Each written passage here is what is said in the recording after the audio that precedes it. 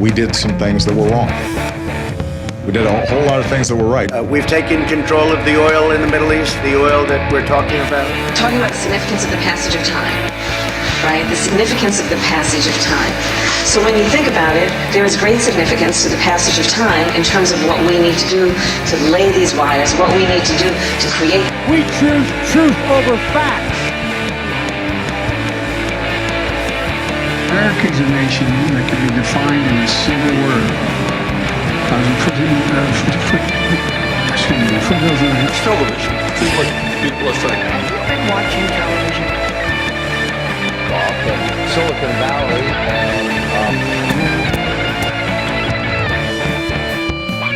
It's estimated that 200 million people have died. Probably by the time I finish this talk. Agreed that everybody once they inside this. No, my time's up. I'm sorry. America's dead. Happy Monday. Yo. Welcome, everybody. Back on Alternative Angle, back on 930s. On Mondays here on INN. Welcome all. We got a lot of stuff coming at you tonight. Don't forget to like, subscribe, and share, please. Really appreciate it. Of course. The Indie News Network channel, as well as my channel, Big Mac Crab. I am Greg, Big Mac Crab, also co-host here, Chris, 420, at the Crab Bread. Yes. That's just another alternative. Crab bread. Works. But man, have you seen Fish Tank live yet? Fish Tank? Who is Fish Tank? So Fish Tank Live, it's like it's like trending right now. It's like this it's basically like Big Brother. It's an online version of Big Brother, except like all the contestants are autistic or like neurodivergent in some way. That sounds they're not like dumb. They're like, really exploitive. I know. It's so bad. It's so bad. It's Sam Hyde, which is, of course, that's how you know. It's like it's gonna be some like really like Fish like Tank over the line type shit.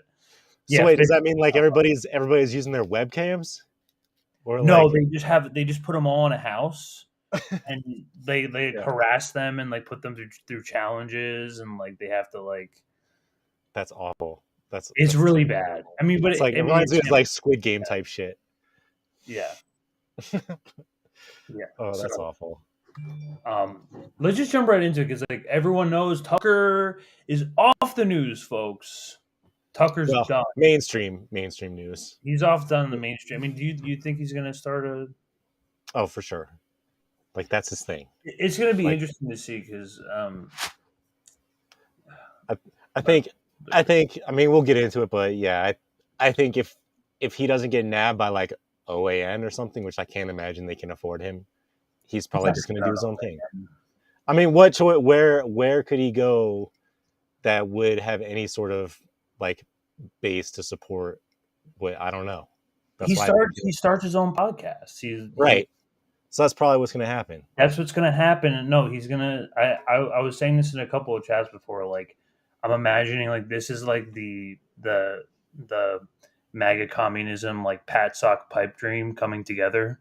Like this is like Tucker. He becomes like full on communist. People are like, oh yeah, he's the socialist now. No, like, Snow him had a good tweet on this. Hold on.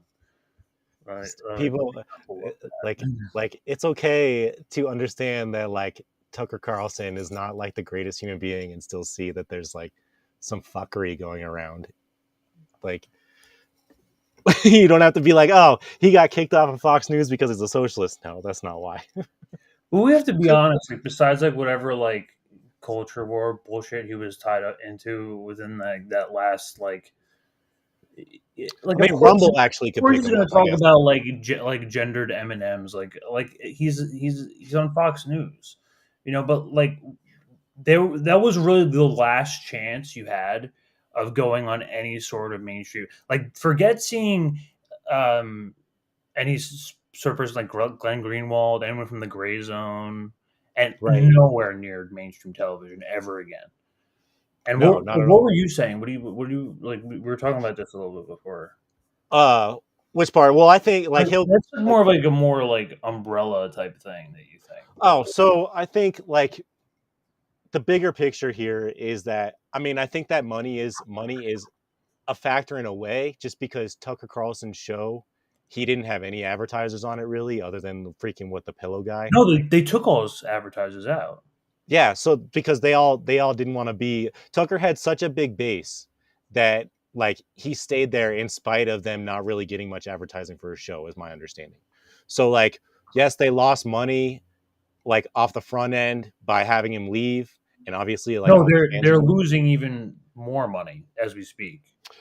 Yeah, I think that they're going to recover some of it when they replace somebody in that spot with somebody who's a little bit more mainstream. Like they're going to be able to pick up more advertisers again. So I think it's a little bit too soon to tell in that regard. However, I see the bigger picture as just being like they need a guy who's going to be more like to the right of MSNBC, but not really. Just kind of have like MSNBC and CNN and Fox News more or less be kind of indistinguishable from each other, and as a means of just like control at the end of the day. You know? I mean, it's really it's really like hard to call Tucker like any sort of like distinctive like ideology, because I guess like a Trumper, right? I would say probably populist, but maybe not even. If you were to ask the Libertarian Party, they would say that Tucker Carlson is it's just stupid. Full on socialist. Tucker Carlson definitely maybe a socialist, but he was a socialist that told Republicans to fight less wars and deserves a lot of credit for that. He definitely wasn't. Proof. Tucker Carlson is pretty clearly a socialist. He's Tucker willing to use state violence to redistribute resources, and this is just to stop AI from maintain the number of jobs that are available in the trucking industry. Are you joking? In a second. In a second. In other words, if I were president, when I say to DOT, Department of Transportation, we're not letting driverless trucks on the road, period. Why? Really simple. Driving for a living is the single most common job for high school educated men in this country, in all 50 states. By the way, that's the same group whose wages have gone down by 11% over the past 30 years. The social cost of eliminating their jobs in a 10-year span, 5-year span, 30-year span. This is how you so know high. He's a capitalist. How much time is left of that? You want to just play the rest of it? I'll speak in a second. That it's not sustainable. So the greater good. So okay, so what's interesting about that is like Tucker Carlson actually has like a really reactionary take to that. It's not like a socialist. The socialist take would be like, let's figure out how to take care of the people who are going to be displaced by automation, because automation gives more people what they should. They should have more time than themselves. That's great. Let's figure out how to enable the people who are going to be displaced to either do something else or take care of themselves without having that job. Instead, Tucker Carlson's like, no, people need to work for the sake of working. We can't have this technology. Like, that's a reactionary take. So it's just kind of interesting in that way that people, it's like even something like that where like, and that's why I say it's like populist, because he's coming from the capitalist mindset where people need to have jobs and he's about protecting those people. It's kind of like the Trumper kind of like thing, you know, although I think Trump was more fake about it. Here's like, it's just amazing to me, like how libertarians are so like pure, like ANCAP, that they fully believe that just, well, it's just, they don't have, they think fine. They think thing to do.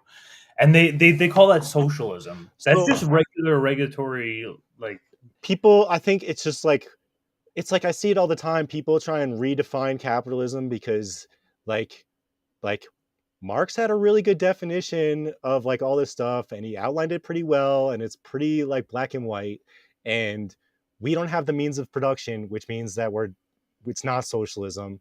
He's not a socialist. Tucker Carlson is absolutely a capitalist. Like it's not, it's like they try and make like a subjective definition of capitalism. So they could be like, oh, he's socialist because he thinks that the truckers should have jobs instead of AI. Like, no, that's not how it works. It's not a vibe. There's actually like a relation to capital that exists that determines what kind of mode of production we're in. So it's just like libertarians do it, like the freaking fake anarchists do it, like just people who turn it into a vibe instead of seeing the relation to capital that is there. So it's kind of silly in my opinion. That just like I don't even know like why even say that he's a socialist? Like what's the point of that comment? Just to like I don't know. I guess to like trigger people. That's basically what they're for. But I mean, I think the why this became such a big like you would call this a pretty notable story, right? I mean, like this kind of blew up in everyone's faces today almost. About Tucker getting shit canned? Yeah, I mean, like he's the biggest. What's really funny is that like my mom and my dad are both like huge. Like they just watch MSNBC all day, so they get all excited like, oh, that fascist, that like crazy right winger who's like doing all these lies and this bullshit. He's like he's done. I'm like, have you ever actually watched any of his content? Well, not exactly. So all you know is like what you've been told on MSNBC or CNN, maybe. Okay, so like it's just they like my mom's even on the phone talking to her friends about Tucker Carlson and being like, he's just sowing dissent and he's lying about all this stuff. Not ever seeing him before and only knowing what was told. And like, granted, Tucker Carlson has plenty of dog shit takes, but I don't think they're half as bad as what liberal media makes them out to be. So that's kind of how I see it. Yeah. So this is. I mean, I just think this is notable because this is literally Max Blumenthal. I think this is really the only place you really find information like this, at least like on television. But literally predicting the future 5 years ago. Destructive and dangerous. Last month, Blumenthal took a camera to an anti-Russia protest on the National Mall here in Washington to find out what the people who were there actually knew about the topic. Here's part of the conversation, an amazing conversation he had with the progressive Maryland Congressman Jamie Raskin. But you said that Roger Stone hosted a show on RT. Roger Stone hosted a series on the Russia Propaganda Network. Do you believe that we need Roger Stone didn't host a show on RT. You think he's never been on an RT? But he didn't host a show. Okay, but look, you can go over any picayune details you want, but I don't see why it would be in your interest to support an autocratic, authoritarian government which is jailing journalists and fighting against freedom around the world. I think we should tell the people the truth. Yeah. Exactly. Max Blumenthal joins us in studio. I love that exchange because it's similar to so many I've had on this show, where if you call into question Wait, when was this being asserted, you're immediately accused of being. Dude, Max Blumenthal on freaking Fox News, wild. A handmaiden to Vladimir Putin. So let's ask the broadest possible question. You're not a Trump supporter. This is wild. You're a lifelong man on the left. I think it's fair to say, pretty well-known one, and yet you don't think that this Russia story is helpful to the left or makes sense. Why? Yeah, I mean, we have to talk about the issue of efficacy also, in addition to the fact that I haven't seen any concrete evidence and Rachel Maddow's dots may never connect. And so, you know, as someone on the left who's actually gone out and protested Trump, I didn't expect this hysteria to completely take over, but now I see what the point is of it. I see Trump as the apotheosis of a failed political establishment, both from the Democrats and the Republicans, pushing corporate trade, pushing permanent war. And I thought the Democrats should have responded with a big narrative against permanent war and for economic equality. Instead, they're pushing Russia scandal-mongering nonstop. It's subsumed all of the progressive grassroots movements I believed in, and it's basically buried the left in a militaristic narrative that ambitious figures like Jamie Raskin are advancing. Mark my words, Tucker, when Trump is gone, this narrative, this Russia hysteria will be repurposed by the political establishment to attack the left and anyone on the left. Bernie Sanders, like politician who steps out of line on the issues of permanent war or corporate free trade, things like that, will be painted as Russia puppets. So this is. And guess what exactly happened? Amazing. Yeah, this is like Russiagate like 2 or 3 now. And this is also a little bit of like older news. I mean, yeah, but it's still a good tie-in. Have the gall to arrest a group of black socialists at this point, and they're all buying it. I've seen the replies to that thread. It's incredible. It really is crazy how bloodthirsty liberals have become. at this. Well, it's like when was it the freaking mainstream media? Like, wasn't it the New York Times or one of them that actually helped? Or maybe that was another story. I'm kind of getting distracted here, but yeah, this is freaking crazy. How they're just basically this whole story with the FBI going after this group, this socialist group.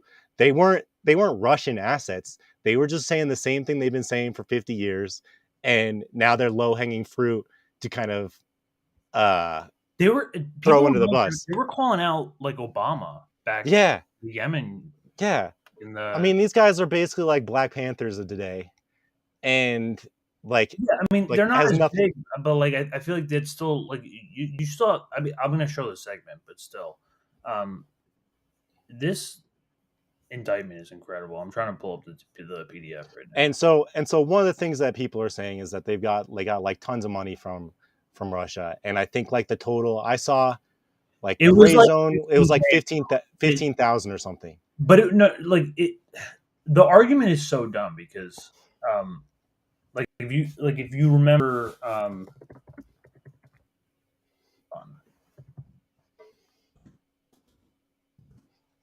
yeah, it was Hillary wasn't very much money. Millions for an anti-Russia protest. So it's not like this is like well, obviously America's not free of this at all in any sense of the word, but right, we can't even follow our First Amendment, let alone the geopolitical rules based or whatever's going on here. But obviously this is like a big jump in terms of free speech rights. I mean, we covered. They're really trying to crack down, find any reason to freaking come after people at this point. I know. I mean, we covered the Douglas Mackey thing. We covered. I mean, you kind of begin to see patterns at this point. Well, and this indictment really is like it's incredible. The interesting thing about going after these guys to keep in mind is that because they're kind of like hardcore leftists, they're not going to have mass appeal. So even though it's like a minority group, like people aren't going to be like jumping to their defense and trying to support them. So they're going to be able to establish precedent on these leftist group. Remember, it's the leftists they all go after at the end of the day, and to increase censorship. It's just crazy. And they're going to go after both sides. I mean, ultimately, all that matters is that, like, I mean, yeah, but I mean, I see things like the Proud Boys and like all that stuff as more like Fed psyops. FBI like made up too, like that. Yeah, that's like I don't like. I mean, I'm not going to get into that, but this is the Tucker, which again, like, I mean, I didn't see AOC talking about this, and I didn't see Bernie talking about this. I mean, I saw Glenn Greenwald talk about this. You know, it really like kind of shines a light on like who really is like concerned about what. Free speech is not a left issue anymore. It's just not. The Biden administration spends an awful lot of time covering up actual crimes committed by their political allies and their relatives. But for their critics, there is no such mercy. For the first time in our history, the government has begun to arrest people for saying things the White House doesn't like. That's the end of the First Amendment. Speech that's been protected for centuries in the United States is no longer protected. It's now a criminal act. We've told you about the grotesquely unconstitutional prosecution and then conviction of Douglas Mackey. The DOJ is trying to send Mackey to prison for a decade for making fun of Hillary Clinton's voters on Twitter. The media barely report the story. They don't seem to care at all. They seem to endorse it. No one in Congress has meaningfully pushed back against it. So this trend continues.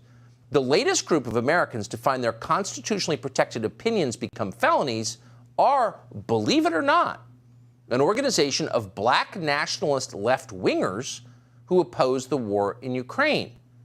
The DOJ has just charged many in this group with seeking to, quote, sow discord, spread pro-Russia propaganda, and interfere in elections within the United States. Now, there's no evidence they interfered with any election. You're allowed to be pro-Russia. You're allowed to be pro-anything you want in the United States. Saying things the government doesn't like, having unfashionable opinions or opinions that are out of step with Joe Biden's opinions, that is not a crime. You can spread pro-Russia propaganda if you want to. You can spread anti-Russia propaganda if you want to. You can say whatever you want, but not anymore. Sean Hannity wouldn't say something like that. No, and they actually have a disagreement about it. Like, I think that was something. At least, like, I think that was part of the reason that they got rid of Tucker, was to have a more cohesive discourse. Like, Hannity and Tucker have different opinions on this. It's like, did you? There was actually a clip of Jimmy Dore convincing Tucker Carlson to support Assange. Do you remember that clip? I forget it, but like Tucker Carlson's been kind of pretty consistent about like free speech. No, if you look at the Fox, if you look at his like YouTube channel, it's literally like, it's literally all. I mean, not like you'll see like 2 or 3 Assange videos on there, which you won't see on MSN. Mm-hmm. I mean. But like, yeah, but I mean, I remember Jimmy Dore like talked to him for like 4 or 5 minutes about it. I don't want to give him like too much of like the benefit of the doubt. Like, I'm not saying like he's not a prophet. I agree with you in the same ways that like a lot of like other mainstream media people are. I'm sure he contributes a lot to the culture war, which is also a segment the establishment is going to be missing now. Like, you have to understand, like, once you remove Trump and once you remove Tucker Carlson, you remove things about the for the liberals to scream about, and now you need a new boogeyman.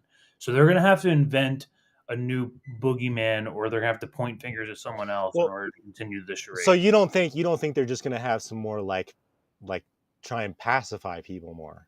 Because I see it more as like they want to replace somebody. They're probably going to have someone even more controversial, someone who's like more, down for Ukraine and war and right, more focused on the culture issues. That's really what Murdoch wants. I mean, Murdoch. I was hearing that this was like straight from Murdoch, pretty much. That's kind of what I saw a little bit. That they have their disagreements, like, and I mean, I think it's kind of like beside the point at this point, because I think it's more important that like what you said, like what's going to be there, and instead like why are they really. It doesn't matter who did it. The real question is like why they did it, and like we were saying before the show, like we're seeing these capitalist businesses doing things that are against their like interests, like, and for what? Like we were like what were we talking about last week or the week before, where like with Dylan Mulvaney, we were talking about Dylan Mulvaney and like the Bud Light campaign, and that Bud Light campaign caused billions of dollars for Bud Light. This is costing billions of dollars to Fox News, but they're doing it anyway. So like that's why I tend to think that there's really like some bigger the bottom line. It's not really about. It's not about the bottom line. It has to be about something else. So, because if it was about the bottom line, it's not. It's not about the. That's what I meant to say. Like, it's not about the bottom line. It has to. It's like. So I mean, that's kind of where my like tinfoil hat kind of goes on, because I think it's more about them trying to make mainstream. Like, you know how we all say like it's the duopoly. So like they kind of want to have more like blending between like Fox News and MSNBC and CNN. I think they just kind of want to make them all the same instead of having Fox kind of be like the right wing version.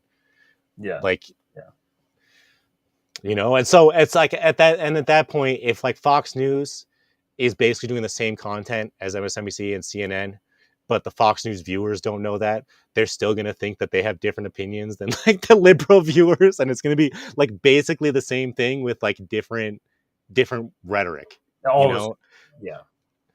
All right, let's get According to the indictment, the criminals in question, quote, wrote articles that contained Russian propaganda and disinformation. Huh? They also gave speeches and posted videos that annoyed the State Department. Here's one of them. There's a discussion about Russian military border buildup on its border with Ukraine, and how this guy's like 80 years old. He's 81.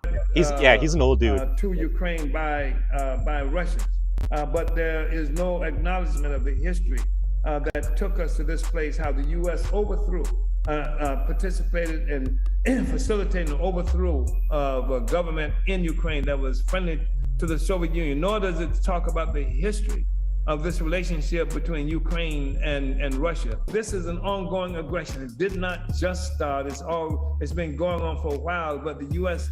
government relies on the ignorance of the people in this country and much of the world that's facilitated by people like Zuckerberg. So, for whatever it's worth, we're not really sure who that guy is. We know he's American. Pretty sure that on a lot of issues, we likely would not agree with him. Not agree. A lot of what he just said in that video seems to be true. But even if it weren't true, even if he was wrong, it would still be constitutionally protected speech. In a free country, which we had until recently, you are allowed by definition to have dumb opinions. Most of us do, but not anymore. So that man you just saw is facing 10 years behind bars for expressing views about Ukraine that the Biden administration doesn't want to hear. That's terrifying. Does no one else think that's terrifying? It is terrifying. And to that man's credit, whoever he is, he saw it coming. Here he is at a rally last month. They have declared that black people are so stupid that it takes Russians to tell us that we are oppressed. I have never known a moment of black freedom for my entire life. I have never read of a moment since the beginning of a colonial mode of production where black people have been free. And yet they're saying that we are agents of some foreign power because we say black people must be free. That sounds like Russian propaganda to me. Yeah, that sounds like. Well, and that's like the thing. Roman, that's it. And that's the thing is like he even says, he's like, you know, it's not even propaganda. He's just spitting facts. Like, and even if he was lying and it was propaganda, he was allowed to say it. So like he was just spitting facts. Like he wasn't even saying anything that was bullshit. It's just like, oh, you're actually talking about history now. Well, that's actually Russian propaganda, and you're going to be tried in court for that. It's just wild. And like, did you see the date of when Uhuru made that speech? It was literally days. It had to be within days of after the invasion. Oh yeah, I It said February 2022. So literally within days. Yeah, okay. Days of the, well, I shouldn't say invasion. Was it the special military operation? Like, to be consistent. Yeah, I mean, it's also just not like Tucker the only one sharing his opinion. There's also people like Glenn Greenwald, the constitutionalist right to. And you know what? Like, I'm glad that we're able to have these kind of conversations, and like this is why like I get along with libertarians because like I'm able to have a conversation with them. Mm-hmm. Actually, yeah, even if they have like absolutely no idea, like, oh, there's Carlson's a socialist. At least I can talk to them about other issues, like, and right, that's true. They tend to agree about war and free speech and stuff like this. We stand up and make this an issue because we have nothing in common with these people, and I don't want anyone silenced, anyone, and. This is a chance for us to stand up and do what the press will never do for somebody on the right. They should have stood up with Alex Jones and said, we don't like the guy. We don't like the guy. But he has a right to say what he's going to say. The same thing we should be now doing on this side because, A, it'll just confuse the hell out of them, and it will show that we actually have principles behind what we say. You have to have principles behind what you say. Otherwise, what it seems like you're saying is just kind of a special pleading for your own allies.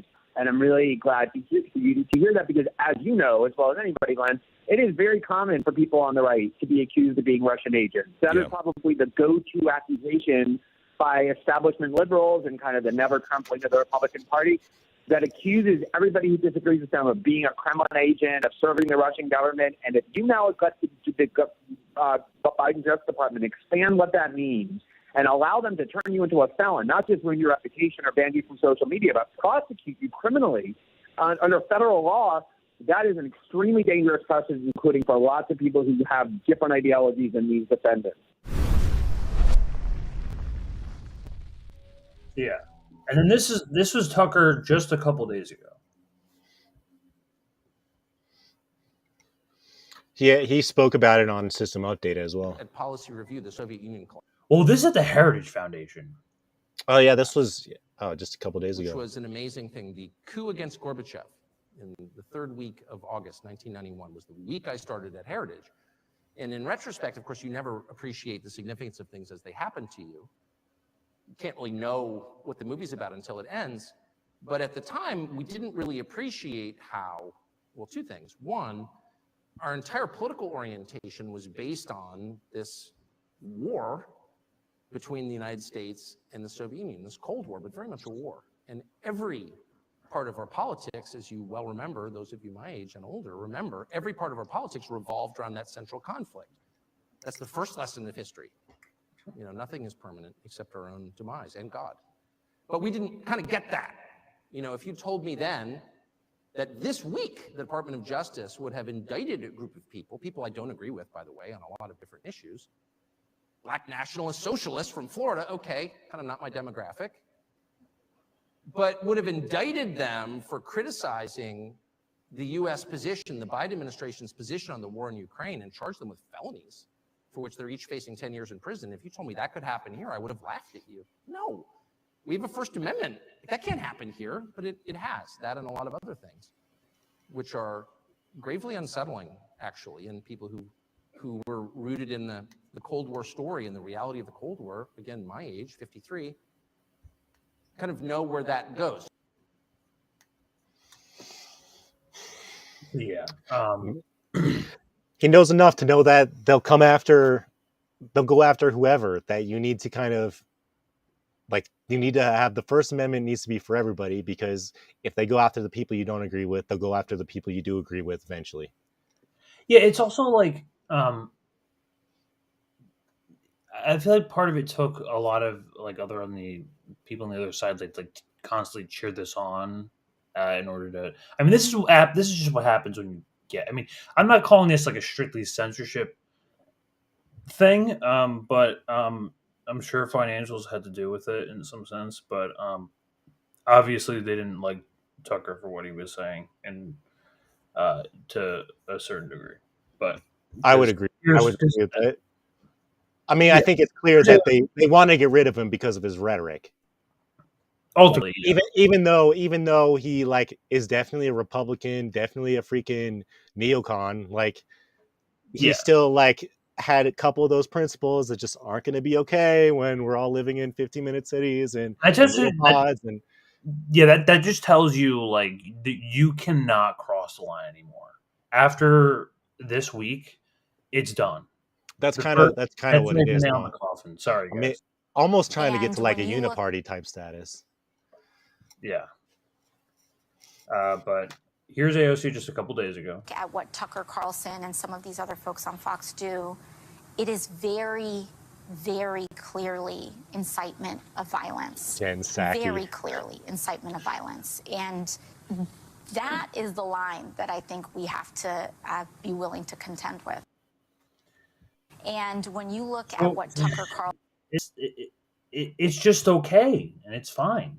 Well, and there's a particular irony there that she's literally speaking to Jen Psaki on MSNBC, because like you don't see the line between the freaking State Department or the line between the freaking White House and like freaking liberal television is a straight line.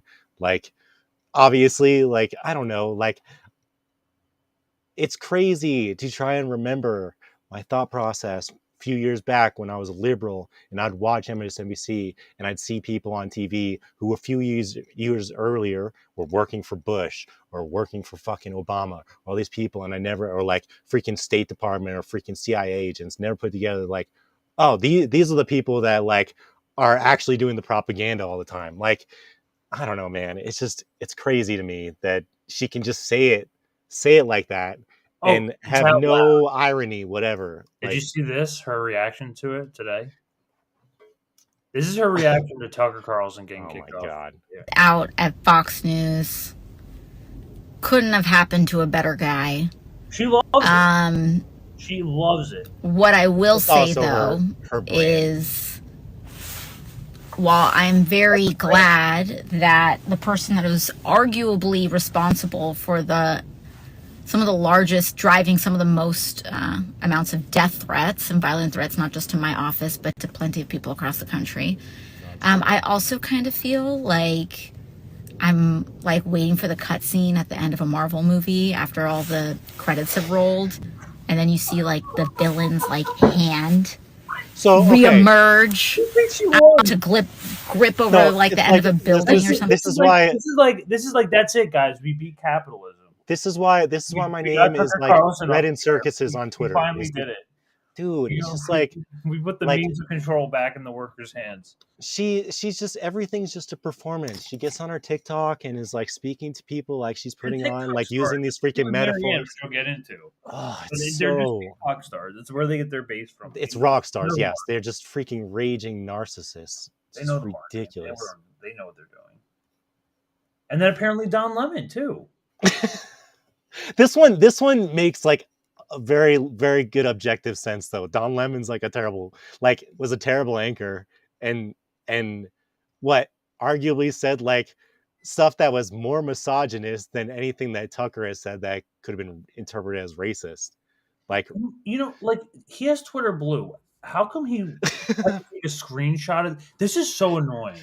I can't believe he like did it. He maybe he did it so it wasn't searchable. Now I just thought about that. What a fucking boomer, dude. I was informed this morning by my agent that I've been terminated by CNN. I am stunned. After 17 years at CNN, I would have thought that someone in management would tell me the decency to tell me directly.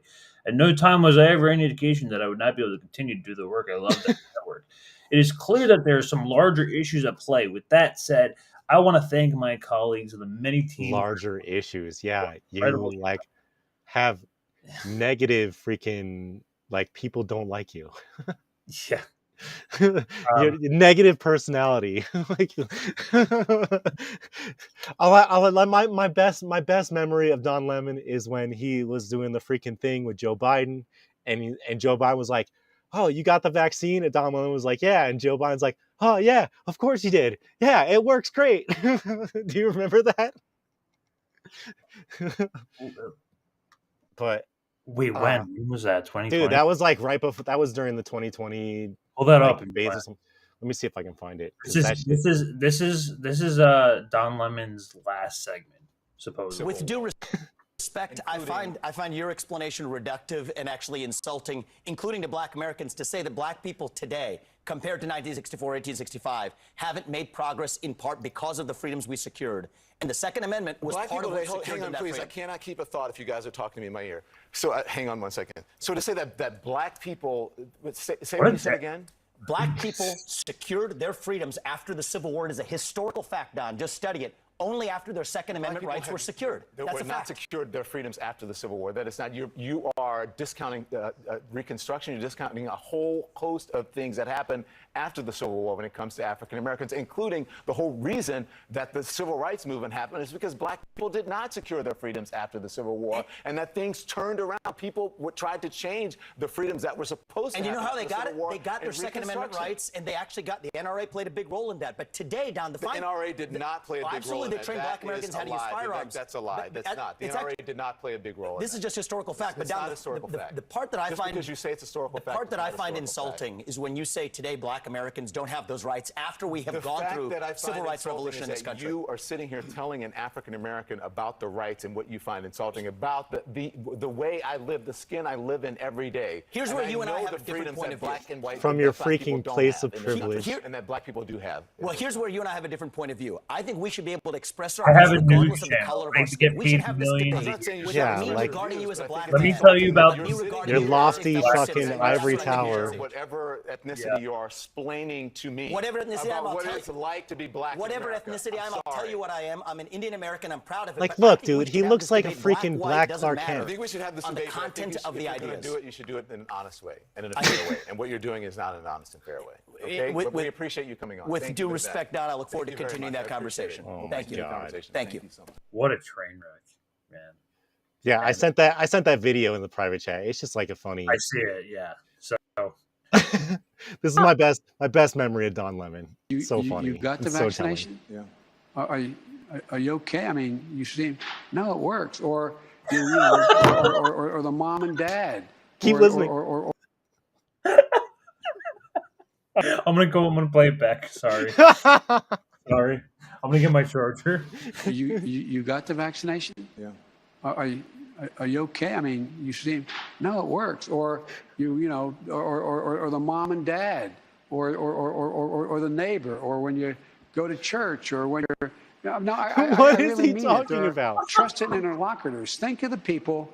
If your kid wanted to find out whether or not there's a man on the moon or whatever, something, or whether those aliens are here or not. I want to see who Don are the people Lemon's they face talk to right beyond now. the I just kid? want to see what Don Lemon. Like, I wish the camera was on Don Lemon's face. Dude, it's just like, yeah, I got the vaccine. Oh yeah, of course you did. Oh yeah, that works. And then he just like totally goes. You in a got the different vaccination? Yeah. Are you okay? I mean, you seem no, it works. Or or the mom and dad, or the neighbor, or when you go to church, or when I really It's also mean just it. great because trusted like, interlocutors. Joe Think Biden's of the brain people, just like fried. If your kid wanted to find Short-circuited. out whether or not there's a man on the moon or whatever, something, or whether those aliens are here or not. Who are the people they talk to beyond the kids who love talking about it? Okay. Wow. So brain dead. That's great. Yeah, dude. Well, if you ever want to like have a good comparison, Don Lemon and Tucker Carlson. I mean, Tucker Carlson had like what 2.5 million viewers a night, and what freaking Don Lemon have? Maybe like 250,000. Do you have his ratings? Well, I can tell you the rating. Tucker's ratings are definitely better, but in terms of salary, I mean, I don't know how much they were getting. Like, I'm sure Tucker Carlson is probably the most paid anchor on any of the channels by a lot, probably by a lot. Like who? Like, well, do I think he gets more than Rachel Maddow? Yeah, probably. there's too much of a news bloodbath to find out for sure right now. But I mean, Rachel Maddow gets what, 30K an episode? So yeah. Do I think Tucker Carlson gets more than that? Maybe. Yeah. So he like not only the most popular host on Fox, most popular host on all mainstream media, like by a lot. I don't know who the like next closest person to Tucker was, but it was like a big difference. So yeah. Let's jump on into the next segment here. Then we're going to talk about CBDCs here. And you know what? That's right, folks. CBDCs, more or less, they're here. The IMF had this secret meeting. Well, they're not even. They're operating under whatever this is. I don't even know what this is. Digital Currency Monetary Authority. It's sort of confusing with the just like a oversight over like kind of like a not a regulatory body, but sort of just like an overseeing. They just make an organization to kind of give it another step of separation, make it harder to find, and kind of like make it more murky. Yeah. So basically, in the latest of you will own nothing and you will be happy with it. The Universal Monetary Unit, just a U, and this is so we already see like other countries are like implementing CBDCs and kind of this like popping up in different places. I mean, we even covered FedNow with the Cash App thing. Yep. They're wrapping that up. That's going to go up in July. So this is in full force. Your cash is going to be completely bunk. They're going to force you into this, and they're going to want to see all of your financial data, all of your transactions. They're going to be able to shut it off and turn it back on whenever they please. Ultimately, this is completely more or less controlled by them. And who is the DCMA, you ask? Well, it's simple. It consists of sovereign states, central banks, commercial and retail banks, and other financial institutions. Is that vague enough? Public private partnership. Sounds a lot like just a couple groups. Who's asking? Who's it? Yeah. Why does it matter?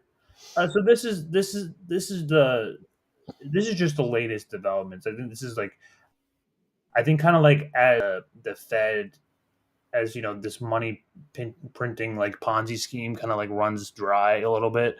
We're going to start to see this kind of like implemented a little bit more. You can see it's happening. It's Swift happening. codes to bank accounts.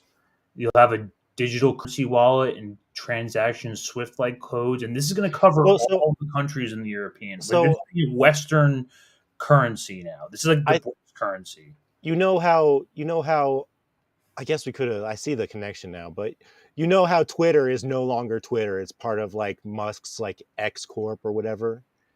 And like Elon Musk, before he bought Twitter, he said he wanted to make it more like WeChat, which if you're familiar with WeChat, it's like China's freaking huge social media platform, but it also incorporates digital currency and like trading and all sorts of other stuff as well. So it's like, it's an integral part of like day-to-day life in China, more than just like social media. And so I think once you start seeing Musk incorporate like a digital wallet into Twitter, like I think that's going to be kind of like a pretty big milestone that like things are moving forward full speed. Because I think Elon Musk has a pretty big role in that with Twitter to get adoption for CBDCs. Well, also, like, keep in mind, this is at the IMF, International Monetary Fund spring meetings of 2023. The IMF is notorious for defrauding the fuck out of several different countries. Yeah, it's not going to be to help people, including many different African countries, and just looting the fuck out of them, basically war tearing them into oblivion.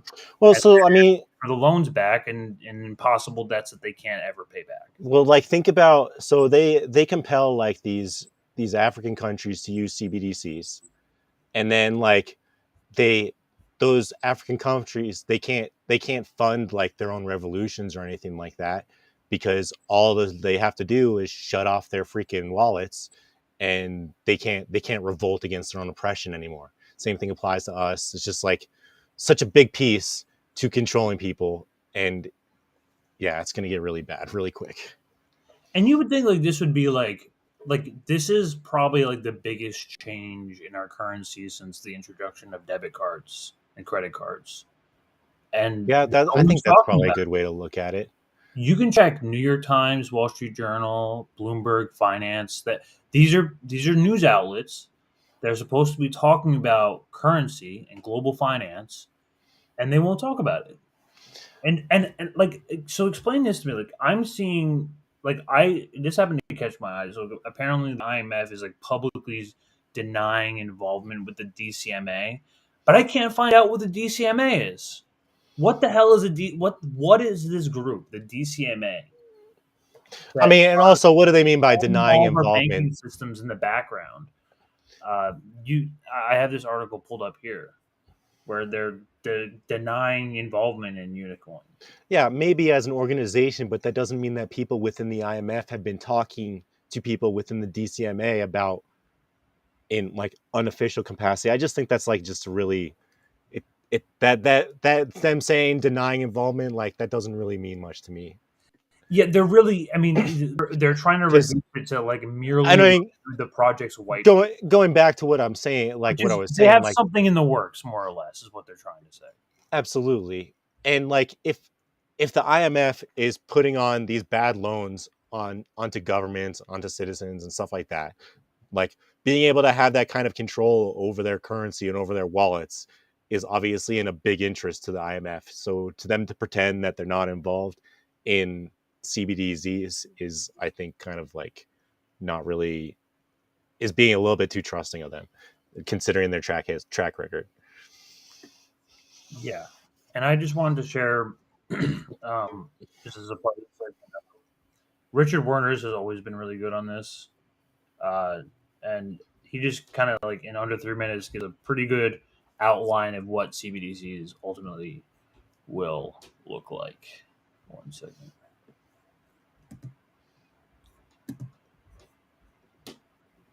how have the central bankers, this is my last slide because my 12 minutes is just up, have reacted to the truth coming out? They admit that they've been telling porkies, and now they propose to increase their power. So central bankers belatedly admit, oh, now that you've mentioned it, yes, banks create the money supply. So let's abolish that now. And also, by the way, let's abolish cash. So what should we do? Well, introduce digital cyber currency that central banks issue and control, and thereby gain total control over all economic transactions, decisions, and the whole lot you've just heard from the CEO of the GDI. So the greatest concentration of central banking power in history is really the bid they're aiming at. That's the central bank's goal. And of course, digital accounts of dissenters and regime critics could be switched off. It'd be very difficult to even purchase necessities. Yep. So this is an Orwellian dystopia of total control, the end of any freedoms. That's really what central banks are aiming at. Several central banks have, like the Bank of England, already prepared their microchip implant, RFID chip, to be implanted under your skin. Oh, yeah. And why is the sudden discussion about universal basic income from all the grassroots and inverted commas movements and billionaires? Oh, universal basic income is the bribe for you to accept the microchip.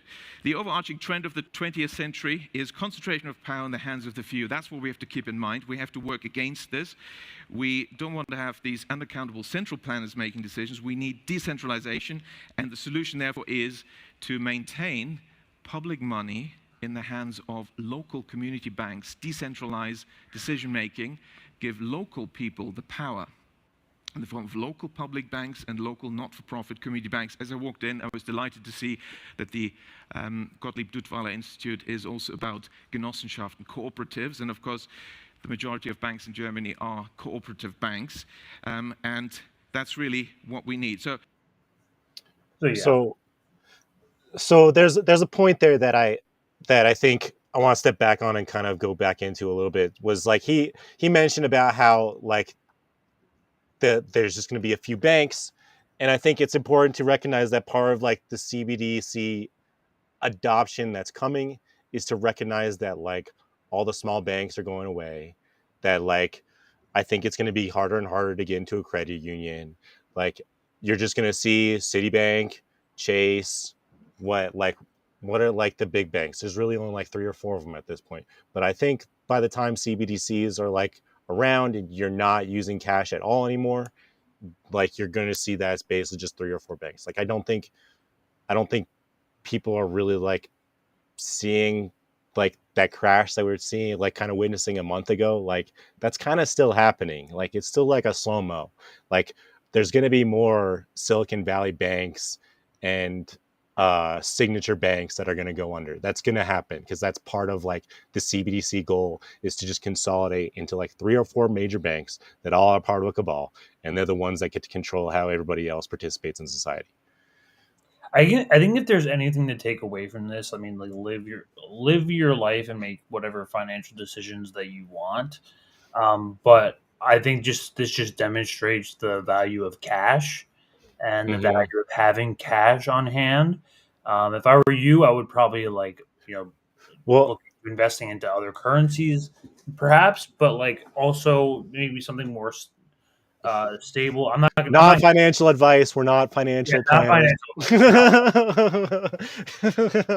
I mean, me personally, given however much I have in my account, I'm taking out as much as I can, and I'll just put it in different places. The other thing to keep in mind though is I think that they're so part of, and I saw this, but it was just kind of like really convoluted and kind of get into the meat of it, but they're going to eventually put attach a negative interest rate onto fiat currency. It would be like so the longer that you have fiat currency and don't exchange it for CBDC, the more devalued it gets. So imagine you have $1 and they're like, you got to exchange this dollar for CBDC currency within 30 days, or that dollar is going to be 50 cents. And then another 30 days after that, it's going to be 25 cents. Yeah. Like it's going to be really bad. They're going to force you to use it. Yeah. So like, I don't know how you get away with that unless like people thought Bitcoin, but obviously And then obviously, if CBDCs are like the end game, then they have to get rid of all crypto as we know it, right? Like they basically have to, right? Yeah, they have to like really regulate the shit out of it. Extremely regulated, so nobody's really making money in it anymore, right? So the grift is over. It's So it's just like, what do? We have to come up with some other way to trade with each other without currency. It's gonna be really interesting because like, how are people going to like rebel against it? Because we're going to be like forced really bad to use it. You're not going to have a choice. And I know you'll be happy, huh? You'll be happy. We had like another video, but like we couldn't find exactly where it is. But like another thing that they're going to do is they're going to attach your digital wallet to he mentioned that a little bit about like how it's like with the chip, but they also will do it. They can already do it with your phone because your phone already gathers biometric data. That's how they do it now. Yeah, they can like this is part of like consolidating into like the 3 or 4 big banks, is so that like all Citibank has to do, or all Chase has to do, or all these companies has to do is be like, okay, now whenever you want to use your currency, use your freaking debit card. Don't even have to have CBDC. They can just say anytime you want to do an exchange, like on a transaction, you have to use your thumbprint. You have to do a retina scan. You have to do a facial scan. Like they can already do that stuff. So part of like consolidating all the banks to make it that much easier to just like really kind of adopt this fascist policy where all the like corporations are making all the decisions, and like our government gets to sit back and be like, oh, they're private businesses. They get to do whatever they want. And they're doing exactly what the government wants anyway, which is like gathering that biometric data. It's just bad. It's really, really fucking bad. You don't want the government seeing every single time you make a transaction. Like it's already, people will make the argument, oh, they can already see your debit transactions, stuff like that. Yeah, but it's not the same. It's time to cancel those OnlyFans subscriptions, boys. Yeah. Feds are going to know. The feds are going to find out. But you want to talk about RFK? No. Yeah, we can go to RFK. So, because I don't know about you. I mean, I didn't really talk too much about this since he announced his campaign. But obviously, the CIA thing was like the biggest red flag. So, it's interesting because like after like preparing for this, I was like re-listening to the speech and listen to it a little bit more detail, and like you kind of get a picture going through it of how I think it's like a more nuanced take, but I still think like there's some pretty glaring issues and problematic issues with not only voting for a Democrat, but voting for a Kennedy, considering their history. So do you see my notes with the timestamps? Yeah. Okay, so if you can just start, so basically kind of start off, I want to kind of outline, he kind of goes through this thing where he, in kind of like the first half, he talks about how Americans are struggling and appeals to the kind of, for lack of a better term, like the dissenters over the last 2 or 3 years, the people who are like against getting the jab, people who are against the lockdowns, all that stuff. He's appealing to those people as a Democrat. So that's really important. So yeah. Which is weird, right? Like I wouldn't, that surprises me that like a Democratic base is actually for him. Is that like really what a political dynasty is able to do? What do you mean? Just gather up a bunch of DNC votes just because you have Kennedy. So I mean, I think what they're trying. I think what the big picture is, and we'll go through the video. But I think what the big picture is that there's 100 million people who don't vote, and I think that there's a correlation between the people who don't vote and the people who are really skeptical of the government. So you have RFK, who for the last 2 or 3 years has been like, hey, the jabs were bad news. We had bad COVID policy. We had bad lockdown policy, but I'm not that guy. He's able to pull in all those non-voters because the United States has terrible voter turnout. We're like 40% or something. It's really bad. So I think it's a lot like kind of Bernie with his social issues. RFK is targeting a non-voter demographic, I think. It's a brand. Like that's all like politics is now. Like that's what I felt like. It's a brand, but that's where I also come in, and I think that that's more of like kind of an op. Like yeah. So it's just sad because it's like, okay, was RFK for the last 2 or 3 years, was he being like sincere about this stuff, or was it all like to get to this point where now he's running for president and it's just like, It's to sell more books. That's why Marianne's running too. They want to sell more books. Yeah. So the biggest at the end of the problem, day. I mean, there's a lot of things that I like about his platform, to be honest with you. But Well, so it started off at 52 or one. Yeah, started off at 52 because I think this just kind of starts off saying like he's appealing to what would be like if I voted, he's appealing to like my demographic. Do it. You cannot do it unless you have a big middle class, and we had that. But since the early 1980s, there's been a systematic attack on our middle class, and the coup de grace was the lockdown. The lockdown was the biggest shift in wealth in human history, and I'm going to tell you about that in a second. And I blame President Trump for the lockdown. Now, a lot of people say, and President Trump gets blamed for a lot of things that he didn't do, and he gets blamed for some things that he did do. But the worst thing that he did to this country, to our civil rights, to our economy, to the middle class in this country, was the lockdown. But that was like on the state level. Like even DeSantis. Well, I mean, yeah, but it really wasn't because you had like companies like Amazon or like Starbucks and stuff that put in, or like Target. There were businesses that incorporated lockdown policy or like the masking and stuff. So like states' rights, federal government, I think it's kind of like hard to say. Like I was like, I don't know, what were the lockdowns like where you were at? Like in Colorado, it was like 2 weeks, I think, but like my I live in a blue my ex's daughter was doing freaking online school for 2 years. You know, like when I was working at call center, I was getting people who from all over the country, people canceling their service because like everybody got sent home.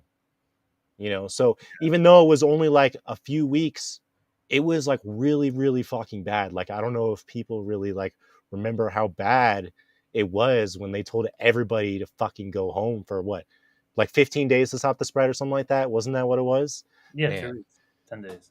Yeah, but so it was really bad. It ravaged the country in a very short period of time, and that was when the CARES Act went out, the PPP loans went out.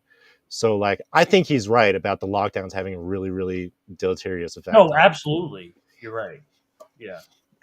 But what's important here is that that's an anti-establishment position. So the important takeaway here is like the way I see it is he's appealing as a Democrat to making an anti-establishment opinion as a Democrat is unusual, right?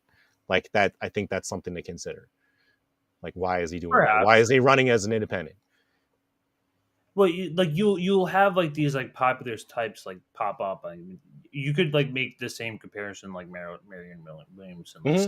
Like, absolutely, right. But that's why I think that it's all like, I mean, it just kind of goes back, you know, like I think that the DNC is more or less just like fucking op, and it's just like about hurting people to kind of vote for. They already said last year they're allowed to pick their own candidates. Well, yeah, and we didn't even talk about it, but I don't know what the plan is. They just canceled all their debates too. I don't think they're having any debates. They just canceled all his debates, and to be fair, even if he gets that close to the nomination, he's gonna end up like his uncle, and they're just gonna fucking shoot him in the head because that's what they do to people, to political dissent. Yeah, so that's, I mean, that's, I think, I mean, to one. We can't, well, let me just make one. I think at the end of the day, like, he is there to endorse Biden, like, full stop. I don't think he's, like, seriously, like, throwing his hat in the ring as a Democrat. I don't think he, like, especially with the debates being canceled, was so soon after he announced, I'm kind of wondering if like he knew that the debates were never going to happen anyway. Like it just seems like I'm so cynical, but it just seems like a really like not serious campaign. But like we can, like I think as you listen to the speech, and we'll go through it, but I think his point is to co-opt people like me and you to vote for Democrats. Yeah. Okay. Like I think that's the big picture, and that's why I think there's 100 million people who don't vote. Like so. He's reaching out to the people who don't vote and saying, hey, vote for a Democrat. Like, don't get too caught up on him saying vote for me, because that's not a serious thing, because that's not how the Democrat Party works. Like, part of getting DNC funding, part of being a Democrat is you have to endorse whoever the DNC endorses. But don't you have to be a Democrat? You have to be a registered Democrat in order to vote for which Democrat. Yeah, you have to be in the primary states. So then, who the fuck is a registered Democrat anyway? Who's going to be voting for these people?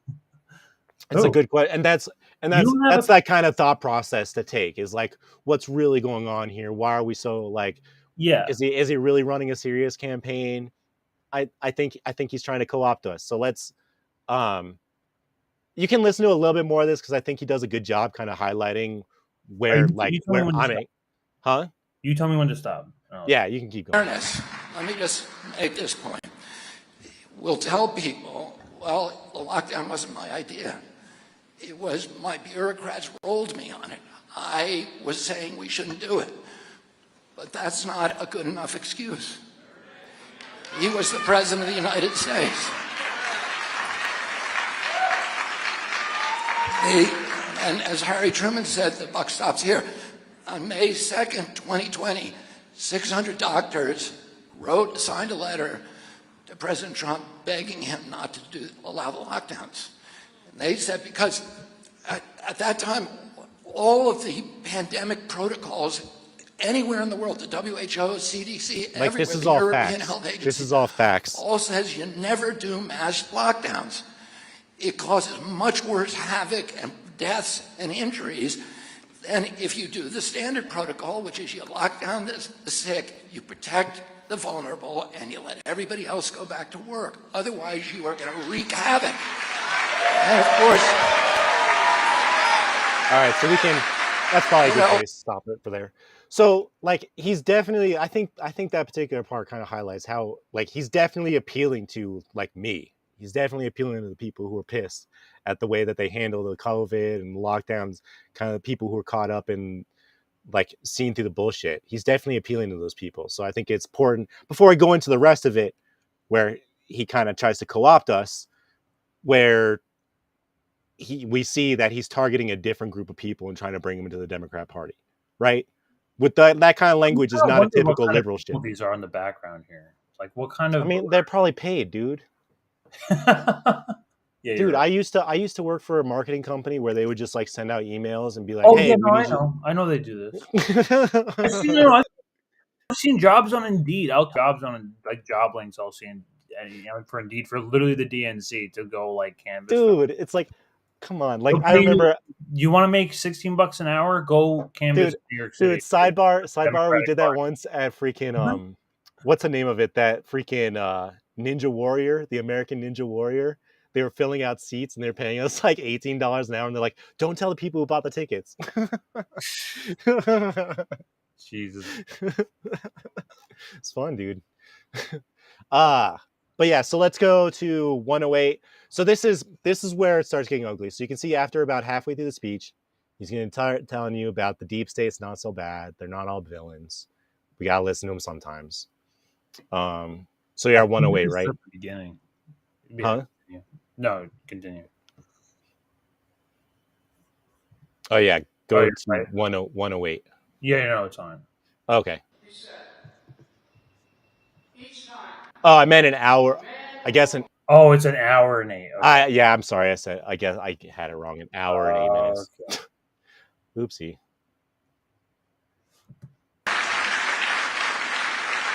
The bureaucrats, the bureaucracies are owned by the industries. I'm talking about, NIH and EPA and CDC and FDA and DOT. A train wreck would not have happened in East Palestine, except we have a captive agency at DOT.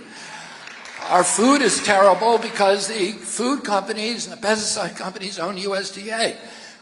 We're in constant wars because the military-industrial complex, the big contractors, own CIA. Now, I want to make this clear. So listen, very important. I do not believe that everybody at CIA is a bad person. My daughter-in-law, Amaryllis, who is one of the top officers on this campaign. cringe. And like, do you want, like, I kind of did some like very little research on the Amaryllis, but like, all right, no, this is interesting. Yeah, no, I like it. She was straight up a spy, like not like non-official capacity. She would go over to other countries as a non-registered asset and freaking like be a spy. And like she got married to Bobby Kennedy. They met at Burning Man, like really, like just a totally friend, like a mutual friend introduced us. Like I didn't look too much into it because it's like a rabbit hole, but like, do I really believe that the CIA agent just happened to meet a freaking Kennedy at Burning Man and now she's like running freaking RFK Jr.'s campaign? So like, and he's like, oh, like they're so nice, like they're not all bad. Like he goes on in that speech and he says like like most of the 22,000 who work in CIA are good people. Like he's totally fawning for freaking intelligence, which is very problematic. Such strange behavior for a Kennedy. Really, I mean, I wouldn't expect this at all. Well, and that's kind of goes back to what I'm thinking, where like every Kennedy has been watched by the CIA since they came out of the womb. Oh yeah, and like I threw in some Joe Kennedy clips in there too, but like his ancestors aren't the best people either. Like it's just so it's obvious to me that like they were kind of like the first grifters, actually. Not Joe Kennedy, John Kennedy. It's crazy. But yeah, I think so. Anyway, we can keep playing it, but yeah, she's definitely involved, and yeah, let's play it. She just signed a non-official cover. Yeah, so basically, she wasn't registered as a foreign asset. She would go over, and she wouldn't be. It means that when she went over to other countries, she would pretend to have another job or be working as like a journalist or a reporter or something, you know, like, and wouldn't be like when she introduced people. She's not a CIA agent. She's not working for the State Department. She's not working for the Pentagon. She's like a journalist.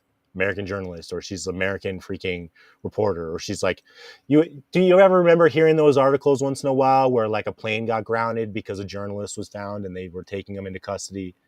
You ever hear those articles once in a while? Yeah. So that's the same thing. Like she's a fucking straight up spy in unofficial capacity, which means like she didn't have her name as CIA in the books. Probably which like also means something. Could be. Well, I mean, she's married to a Kennedy, so maybe. But probably like all slimy like that. But what's also funny is that she said she retired from the CIA in 2010, but if she was hired into the CIA in non-official and did non-official work, that means that she very likely could still be working for the CIA in unofficial capacity. Either way, it's a revolving door. They're in and out. It's just dude. Like I just think that like. I think us as like intelligent individuals need to just like put up like a hard barrier where you see CIA. Okay, CIA, okay, you're bad news. Like you've done more bad than good. Like I think that's a good approach. Honestly. It's just like that's my like I was telling somebody on Twitter the other day, like not trusting the CIA means never being a sucker. Yeah. So like, yeah, but he has a little bit more to say. Good CIA. Let's just think that the. Yeah, I don't think anybody retires from the CIA anyway either. And there's like plenty of like independent media that like have CIA guests on, like Kiriakou or McGovern and stuff like that. And like I was gonna make that argument. Like they have like they know their shit. They like say some interesting things. I think at the end of the day, they are limited hangouts. Like they're not telling us everything. Like I think that they also like I don't know. I've always like internalized like that you never stop working for the CIA. Whether you like retire one day, that doesn't mean you just like suddenly don't have like CIA indoctrinated ideology into your skull after spending a career with them. You know, you're still going to kind of think like a CIA agent. So that's why I don't think you can get away from that kind of like indoctrination and expect not to be like kind of like supporting the US agenda. So that's why I don't take them. That's why I just like it's bad news. Yeah. All right. Let's. There's a little bit. Her entire career as a clandestine agent for the CIA as a spy in the weapons of mass. Wait, should I go to 116? No, keep playing it. Destruction program in some of the most dangerous parts of the earth. And I have never met anybody with such courage. And that's how most of the 22,000 people at CIA are. They're people who are patriots. That's good. So the takeaway there, he's literally saying that everybody at the CIA is fine, most good people. They're all patriots, all good people. Never met more valorous people, like totally fawning, like I would suck their dick for days. Like awful, awful, awful cringy shit for RFK to say. You know, and then in the same sentence to be like, oh, like I'm not really influenced by my freaking like daughter-in-law. Yeah, okay. And like I've seen RFK for years, like through all the COVID and stuff. Like I know he's had some really good takes. Did you read his book? I didn't read his book. I did. It's pretty like I'm not gonna discount RFK for his work on like exposing the NIH and a lot of these Fauci institutions, like because he's done some great work. It just you know, grifting can come in different forms, and not many people, not many forms the grifter like realizes it. They could be, you know, kind of co-opted by like their fame or whatever. Right, and that's kind of what I'm trying to show here. Is I think he's just an opportunity for us to get co-opted. Yeah. But yeah, you can go to whether one. or not it's purposeful. It's sheep herding 101. But now he starts talking about. All right, I'm going to talk about Ukraine. Yeah, this is one last subject, and it's a big one, so settle down. I want to talk about the war in Ukraine. And we need to have a national conversation about this war. We need to have a mature conversation that allows for nuance and that allows for complexity, and we need to do it respectfully. We can't be telling one side that they're Nazis and the other side that they love Putin. Everybody in this country... All right, so let's pause it for a second. Yeah, so, isn't that he is kind of like he is giving a little bit of credence to the he's both sidesing this bullshit. He's getting ready to both sides the fucking Ukraine war. Okay, yeah. That's fucking cringe. Like, so like this, you laugh because it's like, man, we like liked RFK's takes for the last couple of years, and I'm like listening to his freaking like war brain, like, and it's just so cringe. Anyway. Yes, Nick, Afroman is running. Totally both sides and getting ready to both sides of the Ukraine war. My opinion, Afroman is the best candidate on the ballot right now. I'm serious. I'm 100%. I believe it, but I mean there's also vermin. And we have to respect differences of opinion, and we have to respect the people's capacity to ask questions. And you know, some of the issues that we need to talk about is, number one, is this war in the U.S. national interest? We just need to isolate that question. Is it in the U.S. national interest? And there are, you know, some of the leading pangerums of most respected people of our national diplomats, let's say Henry Kissinger, Jack Matlock, Larry Wilkinson, who's, you know, Colin Powell's chief of staff. They all have said definitively, if you just want to ask, is it in our national interest? It is not. It is not in America's national interest to push Russia closer to China. That is a cataclysm. Number two, it's not in our national interest. Yeah, that does sound a little bit like a straight up neocon talking point right there. It does sound like a little bit like cable news talking point. Like, crazy. Russia and China are banding together. They want to defeat the U.S. Like, I mean, maybe it's a little bit of a framing issue, but I don't know. There's a lot of things that are giving me red flags here. I mean, here's the thing: is that like we could have listened to more of like the first hour of this speech.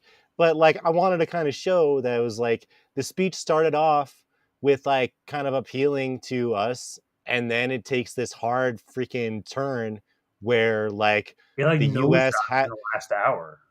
Yeah, it like takes a hard turn to like kind of support the deep state and support the fucking war machine. But we have to like show nuance when we do it. And he like talks about it has to be for humanitarian reasons, not for imperialism.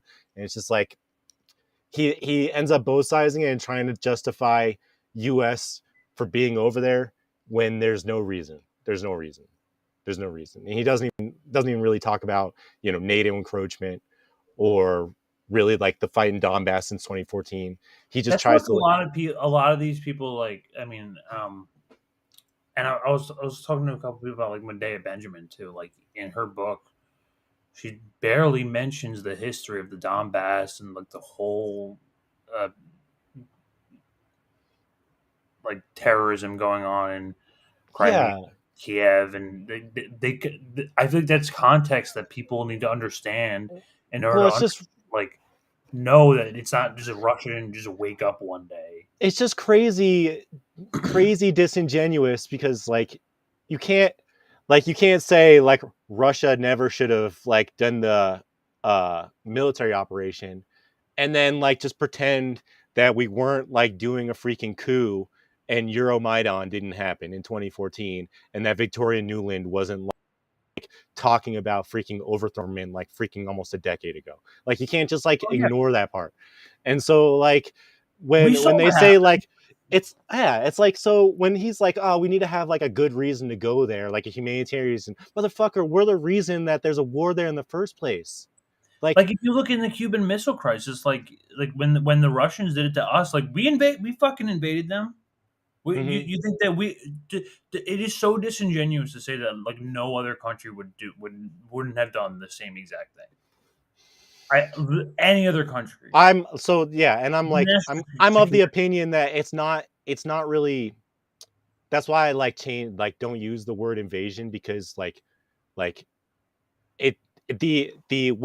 Russia did is nowhere near the same thing as the US invading Iraq or Afghanistan. Not even in the same ballpark, not in the same universe. Not even so when we say Russia invaded Ukraine, we're trying to freaking put it into the same box as what the US did with Afghanistan, Iraq, and Americans have already kind of like internalized that and use that language. So it's easy to kind of apply it in that way. It's already the Holocaust 2.0. Yes, Ukrainian genocide somehow. I just think themselves they've been executing Russian-speaking Ukrainians for the past 8 years, and you want to say that's not Ukrainian genocide? Okay. Yeah, so him to just like try and both sides and trying to find a way for Americans to justify being there when it's our fault that we're there in the first place is just cringe. Do something that could involve us in a nuclear exchange with a country that has more nuclear weapons than us. Okay, so this is also a very interesting point to make. So he says more, not just like another country that has nuclear weapons, another country that has more nuclear weapons than us. So like, maybe I'm being pedantic, but I could Russia has more. Yeah, Russia has more nuclear warheads than the United States. But like that's kind of like it's just. I mean, I think they have like 500 or no, like 2,500 or something like that. I don't know. It's a lot. It's crazy. Okay. But they definitely, they have more nukes than us. But like the point here is we should never go to like war with another country, especially one that has nuclear weapons. So like the fact that he qualifies it by saying only with countries that don't have as many nuclear weapons as us, like maybe I'm being pedantic, but I see that as him like again trying to like find ways for like Americans to be cool with conflict in there. Like for military conflict. Like the occasional coup in like Venezuela or something like that. But like not, this Russia thing it's kind of like how Fox News hosts like they kind of like choose which war they want to be involved in. Like like a lot of like you'll see like a lot of like Russia hosts. I mean, sorry, Fox News hosts that are like all over China. And that was the thing where like RFK said the thing earlier about China and Russia getting together. Like that's a straight up freaking crazy. Yeah, it feels like Republic. It feels like conservative bait is what it feels like. Yeah, but again, it's also something that people, non-voters, and the people who have been like watching RFK anyway are more familiar with that kind of like alliance that is taking place, I guess. Like we're more aware of like multipolarity and stuff like that. and he's kind of using it as like a kind of like a fear-mongering thing. What's the next one? So we just did the pushing Russia. Yeah. Oh yeah, like hour 18. Yeah. Now, This is having crazy. said that, I want to say that we are in the Ukraine for all the right reasons. Wow. Disqualified. Wow. He said it. I want to say that we are in the Ukraine for all the right reasons. We are there because we are a good people. He might as well be Anthony Blinken. It's fucking crazy. He might as well just be Anthony Blinken. Dude, it's like this is why like he might as well. We went into this thing with RFK. We're like, all right, let's see if there's like some weird CIA connection. And like I don't necessarily think there's like some weird CIA connection, other than I think that he's just like heavily influenced by the CIA and it's like rotted his brain. And like, so, and now it's his job to turn people like me, people like you, people like our viewers into freaking Democrat voters who support freaking humanitarian good wars. So it's just a crazy. And he spends half of his speech talking about freaking the war machine and the deep state. Like, come on, man. Like, so what's really important here? I had a little bit. And, Abraham Lincoln said America is a great nation because we're a good nation. And America's simping. We continue to be a good people. I mean, this is just... And we are there because of our compassion. Something you'd expect a Kennedy to say. Invoke some dynastic freaking... And have shown extraordinary valor and courage defending their country and defending, their families and their beliefs and their liberties and their independence. Things that Americans have to admire. My own son, Connor, I'm very, very proud. Oh, yeah. Connor joined the Foreign Legion and fought in the Ukraine and during the Kharkiv offensive as a machine gunner for Special Forces. Also, Special Forces. Yes, these Special Forces. So just to kind of pause it for a second, get the full picture of his immediate family. You have CIA, freaking... His family hates him, too. Like, they don't even really want him. Yeah, and I saw some articles on that. But, like, his daughter-in-law, who's running his campaign, is CIA. His son is freaking special agent, or what it was. Like, it's covered with military. So there's like, intelligence and military all over it. And I think that impacts his judgment. And, it's clear now why he's a Democrat, why he's running Democrat. Absolutely, 100%. But I think that we need to know as Americans, and we have a right to know, what is our government's chief objective in this war? Now, we were told initially that the objective was humanitarian. And that is a good reason to be there. A humanitarian, and what that means is trying to end the bloodshed and minimize it as much as possible. But in recent times, President Biden said that one of our objectives, at least, is... So let's pause it for a second. Let's pick it up in a second. But like we knew from the very beginning, like RFK's, I'm listening to this again, RFK is playing a little dumb here because everybody who was like paying attention knew from the beginning that the U.S. had no business over there. Like Scott Ritter was saying since like the first or second month we were there, it's unwinnable war. It's not going to happen. Like this is just like a war of attrition. And so he's talking about humanitarian. Either he's like just pretending that he didn't know what was going on, or he's like just ignorant. And I don't think that's the case. Because like I don't really believe him that he's saying he didn't know that it was a proxy war, that was a war of attrition, that it wasn't in the name of humanitarian aid at all. Of Vladimir Putin. And this is the same strategy that did not work well for us in Iraq. And it's many of the same people who are around the neocons, who are around President Biden, who have been talking about that for a long time and have been engaged in geopolitical machinations in the Ukraine since 2014. And then President Biden's Secretary of Defense, Lloyd Austin, validated President Biden's statement by saying that our objective in the Ukraine is to exhaust and degrade the Russian army so they're incapable of having battles anywhere else in the world. Now, and indeed, that was the goal since day one.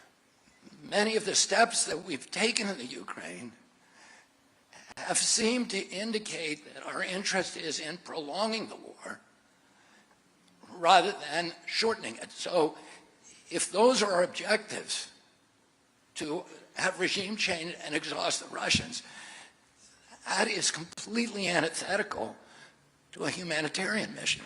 If it's so, okay, that's probably language good. is just so. It's just like he's like spent, he said in the beginning, like, we need to show some nuance with this war, and then he just bullshits for 25 minutes to make you kind of forget that like war is bad. I can find reasons. I'll find a good reason to start a war. I'll find a good reason.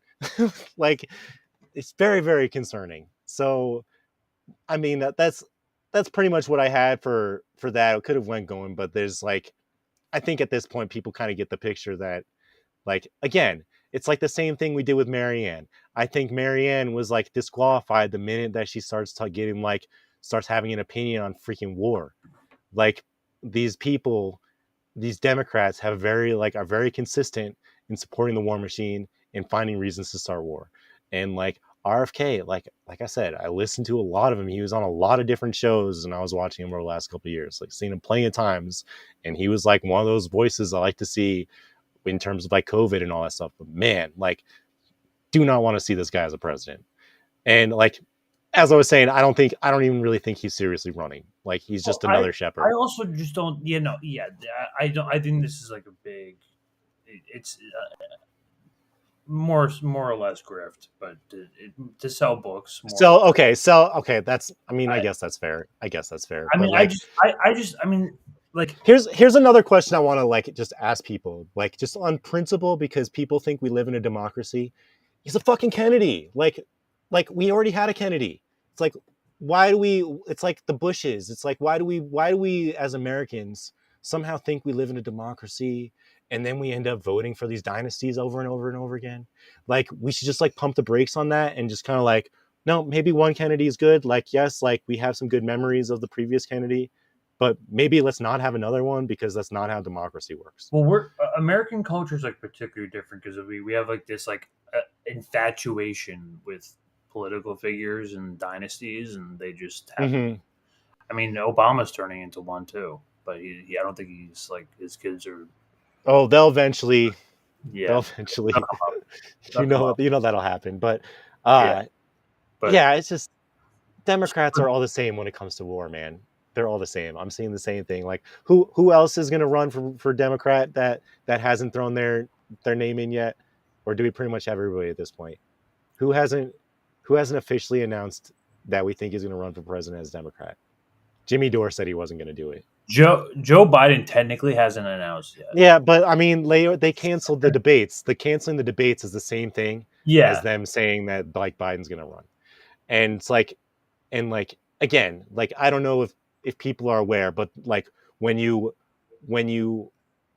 enroll to be a Democrat candidate for president and you enroll to accept funding from Act Blue and be part of Act Blue, they make you like agree that if you like don't end up getting the nomination, that you have to put full force, you have to support the Democrat candidate that the DNC supports. You can't just go independent.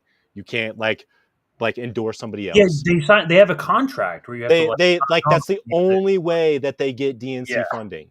So like, it's just really important to know that, like, looking at things that everything's going on, knowing if you know this rule and you know how the DNC operates, then you know that like RFK is not running a serious campaign, that eventually he's going to endorse Biden, just like Marianne. So it's just like, speaking of Marianne, I know, never ends. Like this freaking clown show. No. We're ripping through all of them tonight. I'm gonna shortly go through this one. Just no, that one's cool. Me and Luci decided to go, and Diane. So we went to some like there was like some like LaRouche thing with like Jose there, and like not here, like at like some like other place in Manhattan. So we stopped there, and then this happened to be like 2 blocks away. So we were like, should we go heckle Marianne? Let's go heckle Marianne. So like, went there with the intention. I mean, no, that was literally, I mean, more or less. I get it. So for context, I was sitting in this crowd, like somewhere in the middle, and then eventually I posted that tweet where Steven says directly, Marianne is the one that we need to save us from this existential crisis right now, talking about like the climate and like Earth Day, because it was like an Earth Day event, right? Right. And that, like, I turned to Luci, I'm like, this is bad. This is really bad. She's like, I'm gonna say something, and I'm like, are you sure? And she's like, yeah, I'm gonna do it. And I'm like, okay, all right. And so I ran off into the side of the building. That's awesome. And then I took my screen down, just gave her the thumbs up. And then she did a roll. So awesome. Excuse me, Stephen. I'm sorry, but the Democratic Party is not democratic. They're never going to let Marianne run. Kennedy is running, and he's not even going to get past the DNC alive. You're wasting our time, and you're wasting our money. Same thing. All these other hipsters. You are. I got to tell you, you have to be here. This was PMC hell. It was absolutely just people booing. How dare you? How dare you speak truth to us? People in front of me, they were like talking about how they found her on TikTok. That's her demographic. It's not anyone who's political or anyone who's like intelligently sound. These are people who found her through a couple of TikToks, who are probably run a couple of Marianne TikTok fan pages, and it's all for the vanity of it. It's all vanity. Yeah, that's what Stephen Donziger he either chooses not to realize, or I think Donziger, like they have to be really good friends, right? Because I was just looking at YouTube and just pulling up stuff, and they've been talking to each other and done many interviews together. I think they're probably pretty friendly. Yeah, let me put this back. Excuse me, Stephen. Good job. I'm sorry, but the Democratic Party is not democratic. They're never going to let Marianne run. Kennedy is running, and he's not even going to get past the DNC alive. You're wasting our... It's true. It's true. We all say the same thing.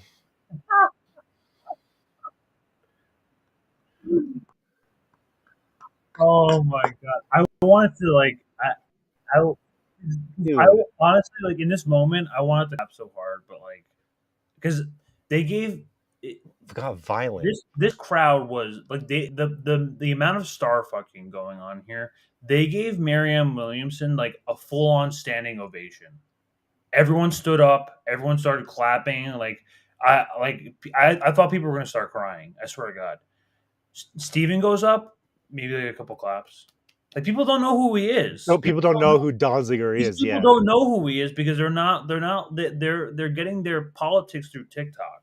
Yeah, and Donziger probably has way better politics than Marianne Williamson too. Probably. Yeah. And so this happened also. This is another friend of ours who chooses to remain anonymous. We're going to call him Mario because that's what me and Luci decided to call him. So we're going to call him Mario. And Mario wanted to turn. Unfortunately, I couldn't get my shot in because they got kicked out before I could say anything. So I had no one to record me. But like I got this shot, and yep, that's right. Here we go. Legend and Noodle Boy is coming straight in through the dive. Like, you tell me the justification for this. Like, you're a politician and you're throwing. It's okay. It's not a Q&A, but you're holding an event and you're getting heckled in the middle of a speech, and one of her like handlers comes and like tackles you. So it was a handler, right? It was definitely like a handler, someone from Marianne's campaign. Yeah, it was someone. So deranged liberal. The guy was like standing, like he was like towards the front and like all the way like on my side. Like it's a kind of, you can kind of see him where he's coming from over here. Noodle Boy was very skinny. He was basically like he was like if like Diary of the Wimpy Kid was like a real person. Like that's basically like who he was. And I mean, after this, dude, I had like 5 different guys staring at me. I had this one. It's time to leave. I swear to God, like I don't know if they like knew that I was recording or not, but there was definitely guys eyeing me after that. I was sitting there by the bathroom door, and there was a guy like he was standing to me like sideways, completely perpendicular to me, but his eyeball was very clearly looking at me. Like give me like the perfect side eye. Like I was getting side eyed all over the place, and I was getting a little spooked. You just like they couldn't just be like you need to leave. They need to freaking assault you. Yeah, like watch this. And if you make me your president, I'm going to be honest with you. And if there's some things to look at, you start screaming like children, like Miss Williamson. Be honest with you. And if there's some things to look at,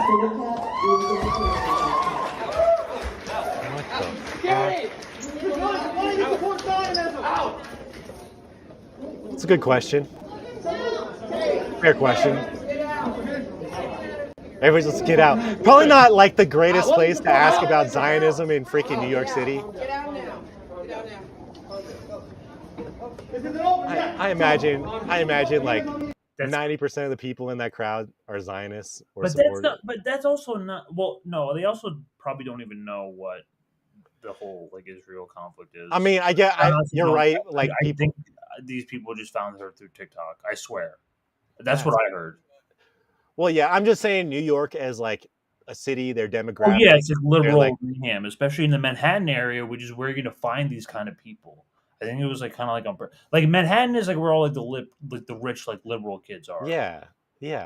It's like that's where like everyone like mommy and daddy. So people who literally have no opinion on politics whatsoever, they see a Marianne ad on TikTok and they're like, it's all a trend. It's right down the road. We should go check it out. Oh, cool.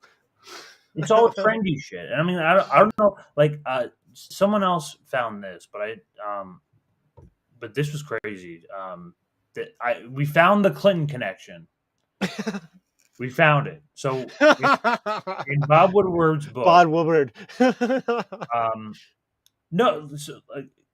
President Clinton and his wife Hillary invited a group of popular self-help authors to Camp David to help dissect on what happened in the first 2 years of the presidency and search for a way back after the Democrats' devastating loss to the Republicans in the 1994 congressional elections. They met the weekend before Friday, December 30th. The attendees were well-known: Anthony Robbins, author of The Awakened Giant Within, and Marianne Williamson, author of Return to Love. This guy's Stephen Covey as well. So there it is. 25 years later. Yeah. Like, just ridiculous, man. You really want, okay, you want to know the kind of people that she's surrounding herself with? This is why you won't get a serious candidacy out of her, is because she's getting asked questions like this. Spiritually superior. A really good one. Defeat the right in this country when they are so clearly, they believe that. This is okay. You have a presidential candidate on your news network, and this is the question that you asked. Question, Marianne, about how you defeat the right in this country when they are so clearly, they believe themselves to be spiritually superior. They believe themselves to be abiding by, I don't know, whatever God told them to make women second-class citizens, take away the abortion rights, demonize LGBTQ plus people, demonize things like drag shows, pretend like you're helping children when in fact you're just dooming them even further. We've got a pretty spiritually bankrupt opposition in this country. How do you deal with That's the only problem. Party that clearly was just never hugged enough as a. That's the only question she's going to get. She's going to go on CNN, TYT, MSNBC. She's going to get asked. So they can't ask her a serious question. What? Hey, Marianne, what are you going to do about the Republicans? Hug them to death? I believe that Trump is the Trump fascists are they want pure totalitarian government and chakras.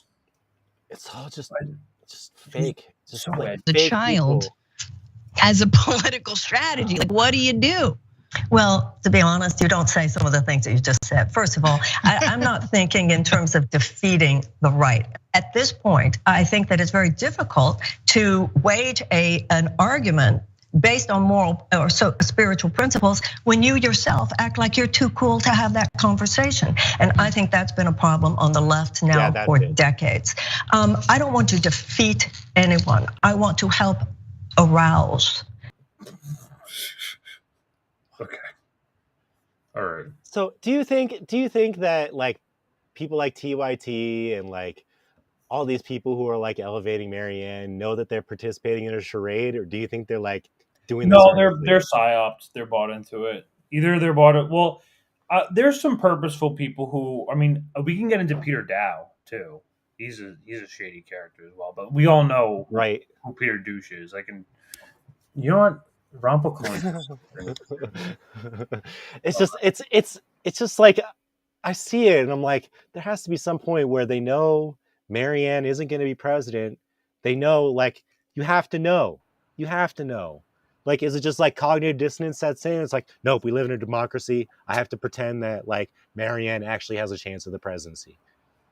Like, yeah, arouse, like whatever that fucking means. Like, crazy. I'm just like, it's why my Twitter is bred in circuses, because like I just feel like everybody's just participating in a charade at all times, and it's all imaginary. Oh, it is one big parade. It is just one big parade. Did you find a Dow quote? No, I was looking at. I remember there was like, Ron Pacone used to do these skits with. It's kind of like what Jimmy does with Mike McRae. Oh yeah, like the impersonations. Instead of Peter, I mean, you can tell he's Hillary's show for the past several years. I mean, he was Hillary's campaign manager. Then he had like a quick like Bernie turn or something like that. Doubted. Not video capability, so we don't get to see him. And you know, it's important that we talk to people on the other side of the political aisle. You know, some of our colleagues who we have our disagreements with, because they're more kind of in the radical center. As you're just going to muddle through this with the help of some boxed wine. That's right. That's right. Now there was some speculation today that like, oh, maybe the door is not completely closed. Well, what are your thoughts on that? Well, I don't want to give up too much inside intelligence or info, as I call it, but it's all part of it's all part of the Democratic 6-year unity plan. Okay, what is the Democratic 6-year unity plan? Well, it starts with about 20 hit pieces a day on Bernie, and then we have ex-staff smear him on all of our paid media. And then, of course, it comes down to election fraud for Kamala. And then Trump wins, and then we unite behind Hillary 2024. See, and that's it. That's what I miss. Hillary could still end up throwing her hat in the ring at the last minute. Yes. She could absolutely. I think it's a nightmare situation. That could happen. Oh, Biden's too old. He's just going to pass the torch to Hillary. We're good. Yeah. It wouldn't surprise me if Hillary ends up running again anyway. Although she's like a glutton for punishment. I don't think she could cheat her way to winning, no matter how hard. So for the last two segments are a little bit more on the fun side, I would say. But which one? What do you want to do first? You want to do AI music or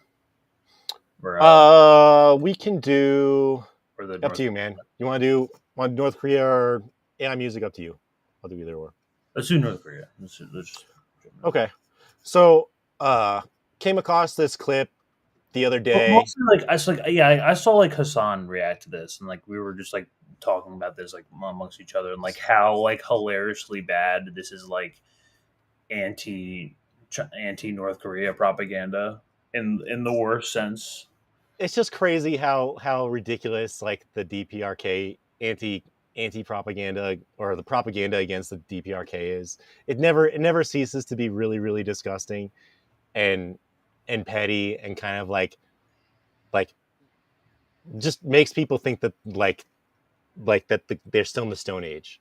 But what's funny is like I don't really agree with Hassan on much of anything. I think he has like besides this, yeah, I mean, he's pretty like social democrat-y, and I don't really think that that's like and yeah, he's but like he actually like critiques a little bit and kind of like recognizes that like we do have a pretty elaborate propaganda machine when it comes to how we view DPRK, and that the little bits of propaganda that the DPRK does in response pales in comparison to the kind of effort that the like Western states do to kind of antagonize North Korea.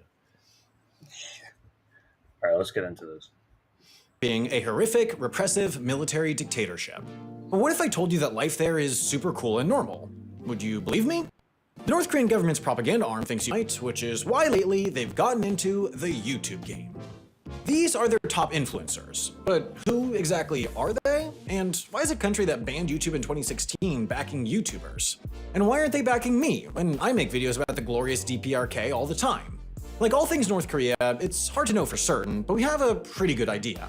These two creators were Sungha, an 11-year-old who shows you all her favorite spots in Pyongyang, such as the Children's Hospital. A child who comes here even forgets why they have come because of the cartoon pictures that are on the wall. And Yumi, whose life in Pyongyang is also fun and relatable. She's even mad that she doesn't have more subscribers. At the moment, my ratings are not up to the time. Been there. Yumi has 16.3 thousand subscribers and over 750,000 views after less than a year on the platform. Which is not a lot. Yeah, which I was about to say. That's nothing.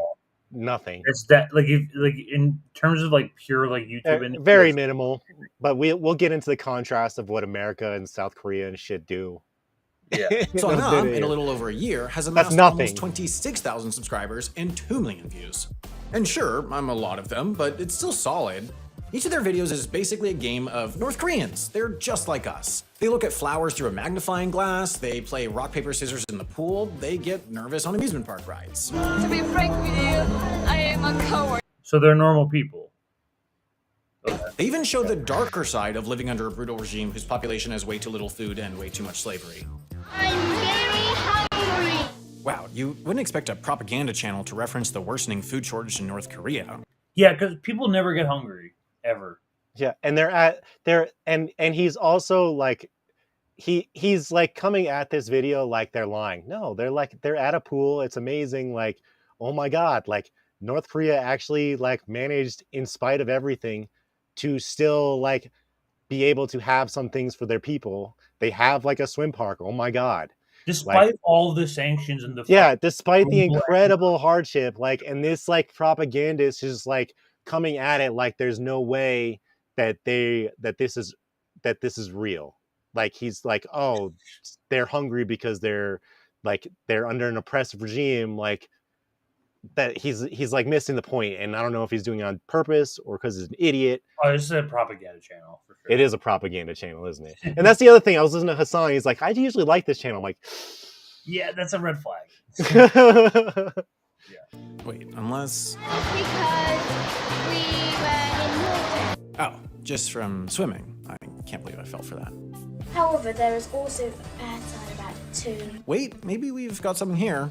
This year, I'm going to the middle school. That's actually pretty bad. But still, daily life in North Korea isn't what these influencers are showing us, even for the most well-off elites. For example, given how shoddy the country's power supply is, that amusement park Yumi cowered at is probably closed most of the time. But the big tell that these channels are state-sponsored propaganda isn't the misleading excursions or the semi-frequent mentions of the supreme leader, it's that they exist at all. See, in North Korea, the internet is a privilege of the few and the literally well-connected. Most people have none at all, while some are allowed onto a government-run intranet called Kwangmyeong, which as of 2014 hosted a couple. So I think this guy, he's kind of like marginalizing he's kind of like shifting away from the point here is like, okay, these like influencers, is it possible that they have like some sort of status that their parents are probably in government? Yeah, absolutely. I would like 100% like bet on it that these like North Korean influencers have special privilege. Absolutely. Like it's clear to me that you have to be like part of the state apparatus to have things like internet, because they have such oppressive sanctions on them that they can't just offer it to everybody. Like, I mean, maybe I'm having like, maybe my take is bad, but like I feel like I don't think everybody in North Korea has the internet. So I concede that. And so like, how would she get internet? Oh, her parents are probably like in the military or part of the state. So I don't like is They that have regular access to internet? What's that? They definitely have regular access to internet. They have like she's making TikToks. I just don't think it's not everybody making TikToks. It's not like regular internet like everyone else's, but it's Well, that's what he's talking about right here. It's like some trimmed down internet. Yeah. Like, 1,000 highly censored websites. which copied I don't know over if from this the- is true. I think this is like probably exaggerated. Like, yes, they have their own version of the internet that might be cached, but like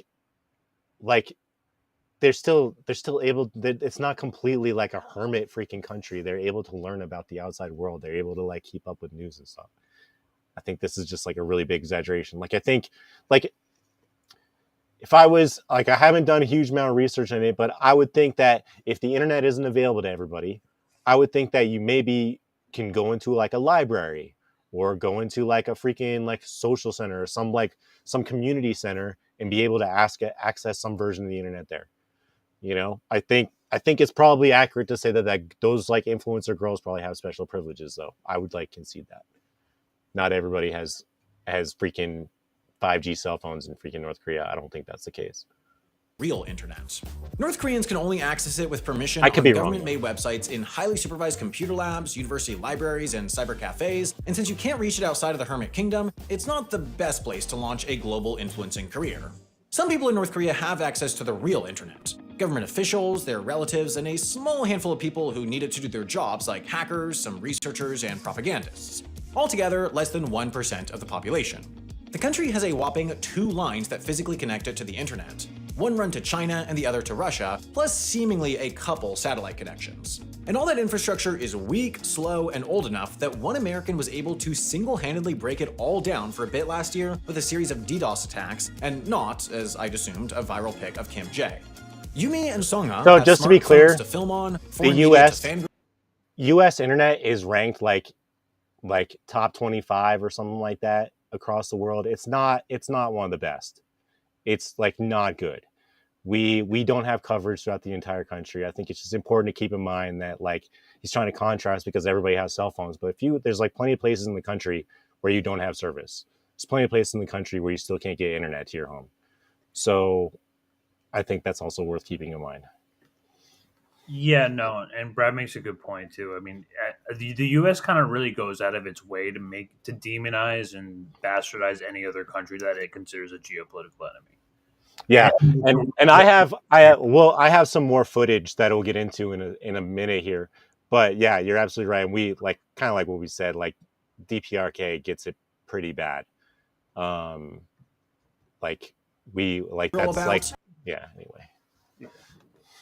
My favorite book is Harry Potter, written by J.K. Rowling. The World Cup is just around the corner. Millions of football fans, including me, make personal predictions on the result as always. And access to YouTube to post it all, meaning they have to have a lot of permission from and connection to the regime. Which means that, yes, these people are worse than propagandists. They're Nepo babies. Yumi has been linked to Sogwon, the North Korean media company responsible for a propaganda YouTube channel that got banned in 2020, the host of which was suspected to be related to Sogwon's CEO, John Kwang-hui, and North Korea's So that's like ambassador the same to shit China, that they did to Hee-Rong. RT. That's like the same thing they did to RT last year. So it's like the same sort of deal. Remember, like RT got shut off of YouTube when like the word like the. Oh yeah. So it's like they found some reason to kick off like North Korea off YouTube a few years earlier.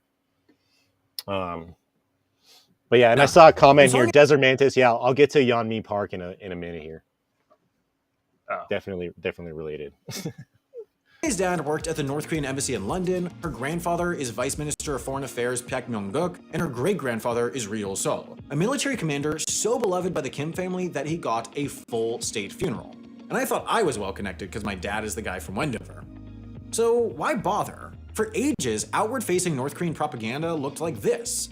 Why the pivot to this? So pause that for a second. So that lady, I just remembered this. In our country, Mother's Day is on. That lady that you saw on the jumbo screen, the Kim Jong-un personally gave her like a house to live in like a year or two ago. She retired and he gave her a house and like a really warm welcome and all that stuff. Like she's like beloved in North Korea. Like huge celebrity in North Korea, that lady. Damn. Anyway. Looked like this. Why the pivot to this? May sound bonkers to you, but in our country, Mother's Day is on the 16th of November. Like just about every North Korean thing we cover on HAI, it comes down to foreign money. Most of the world has sanctioned North Korea to bits, so their currency is nothing, so they need foreign cash to bankroll their toy habit. Songha and Yumi's channels, as well as similar ones on Chinese social media sites Weibo and Bilibili, aren't just raking in AdSense dollars from YouTube, they're trying to make potential tourists question the negative impression of the country.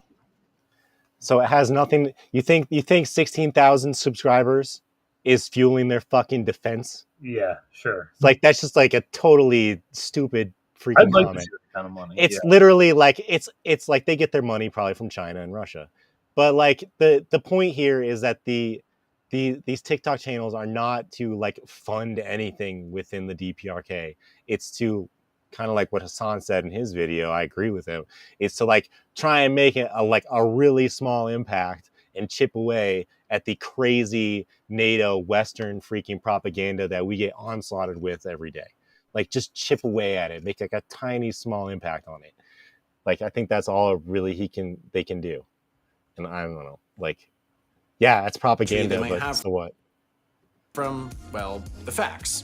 In 2018, 125,000 foreign tourists visited North Korea, roughly the same amount that went to San Diego Comic-Con, but the border's been closed since January 2020. And with their economy in even more shambles than usual thanks to COVID, the government is trying new strategies to make North Korea seem like a safe, fun, tourist-friendly place to go fishing or visit a water park gym when they open up again. My 2 cents? Definitely visit, assuming you have the same travel preferences as Songya. Would you go for very scary or just scary? I choose very scary. If you also choose very scary, make sure to check out this video sponsor, the Democratic People's Republic of Korea. Just kidding, they ignored my calls. This video's actual sponsor is, and believe me when I say this, way cooler and better than North Korea. I don't care. Anyway. But I think, yeah, it's like making it sound like it's some huge thing, but why don't we, in contrast, start pulling up some of the stuff that we have? Oh, okay. So 16,000 subscribers between 2 channels or something like that, 750,000 total viewers.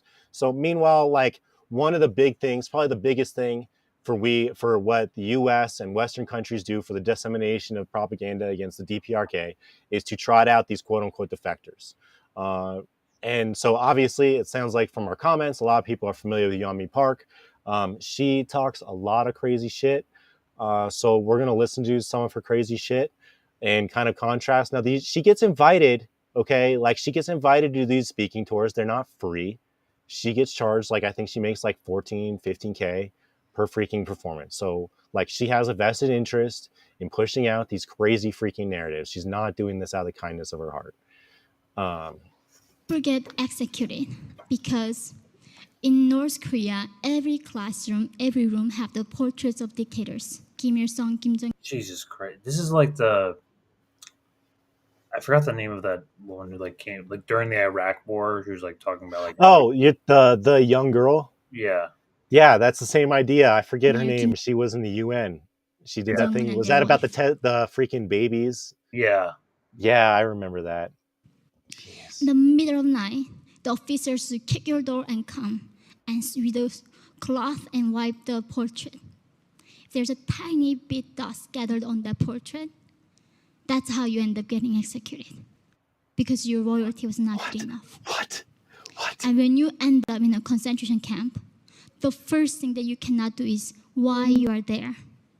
if you are asking them, why did I end up in a concentration camp, they execute you on the spot. And now, with Kim Jong-un, Her face so shiny. I know. He The lighting is decided not doing her It anything. doesn't look real. She looks fake. even bullets are too precious for the people of North Korea. He using this method of hotboxing. In a metal box, put a human being in there and let them drain to death. That's how he kills people now in the 21st century. No. Sure. Just like I just picture that she's speaking. So was it young Americans or something? So like all these like freaking like neocon freaking Zoomers, and stuff like that, just listening. Like it's just so gross, man. They have their own race. I'm not an Asian. I'm Kim Il-sung race. Oh. That's what they do. I never seen the map of the world. They don't tell me I'm Asian. But can't you also be Asian? I don't know what Asia is. They don't show us the map. You don't have a map. We Wow. don't know what the world looks like. Let me tell you something. You're Asian. Like really? Like really, people just eat it up. Like I'm surprised that she's still able to freaking get away with the nonsense. Because that like the funny one, pull up the one with Max and Ben. Oh, okay. That one's funny. And then but like she went on Joe Rogan a few years ago. Oh, I remember this lady now. Okay. Yeah. She went on Joe Rogan, and Joe Rogan was like a fucking idiot about it, and like didn't push back on any of the stuff that she was saying. And so there's like the whole thing. If you guys go on Gray Zone's channel and search like Yeonmi Park, this shit is hilarious. It's like 2 hours of gold, but we're just gonna like play a couple clips here. So I think where is it? I got it. Eat her. And that's when I was seeing this somehow rats eating human eyes first for some reason. Because they're probably soft. Oh man, Joe, God, because they're very soft. So I guess he does believe this. It's like This they is always insane. eat the eyes because they're soft. That's the first thing the rats go for is the eyes. They're soft. In all seriousness, I've heard real stories about like, especially like in the 70s and 80s in New York, when it was just like a horror show and there was so much poverty and violence, that apparently like in poor neighborhoods in Brooklyn, in hospitals, there actually were rats who would like try to bite the feet of patients. Like and that's actually real, unlike this. Like those are real stories, but no one ever claimed that they were eating the patients. They were just trying to bite the patients. But anyway, here we go. And these women, I don't know, in my age probably, short hair, wearing these flower pants, and when they're all like their mouth is somehow open. Wait, did you say And they're flower all pants? Short hair, wearing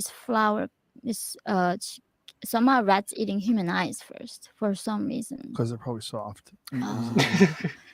And these women, I don't know, in my age probably, short hair, wearing these flower pants. And I think the one when go to they're all about like 7 minutes. At 7 minutes, is this the one at 7 minutes? I can't see. Go to like check out 7 minutes. There's like a really funny one. I think it's the one about the train. People eating rats, and then the rats eating the people, and then the people eating the people. I mean, it's sort of endless. You want me to play the clip? Yeah, go ahead. Eyeballs of the people who are dying and children who are starving Is to it? eat the rats. And then the Is this it? Are you at 7 minutes and 10 seconds? Yeah. children would back a little die bit. to try to explain it to people. Rogan experience. When you were talking about going to the doctor when you were a I child, love that he's got a Tesla shirt on.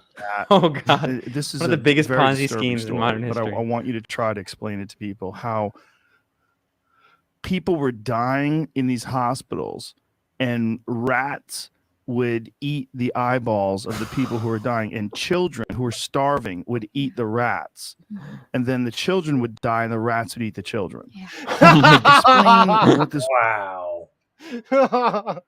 So He that's eats- he's like he eats up please. any kid. He eats up anything that their guest Like, tells them. it's so sad because Rogan does have some good people on once in a while. I used to watch him a little bit more, but man, like just show a little bit of critical thinking. It's just like embarrassing. It gets better. Holy was like that you how did you see this?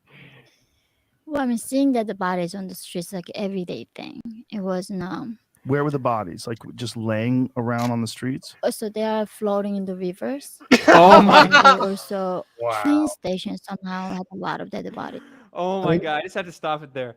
I mean, you hate to believe laugh at people talking about death, but it's just so fake. we're supposed to believe there are dead bodies just hanging out on the streets and in rivers, like in.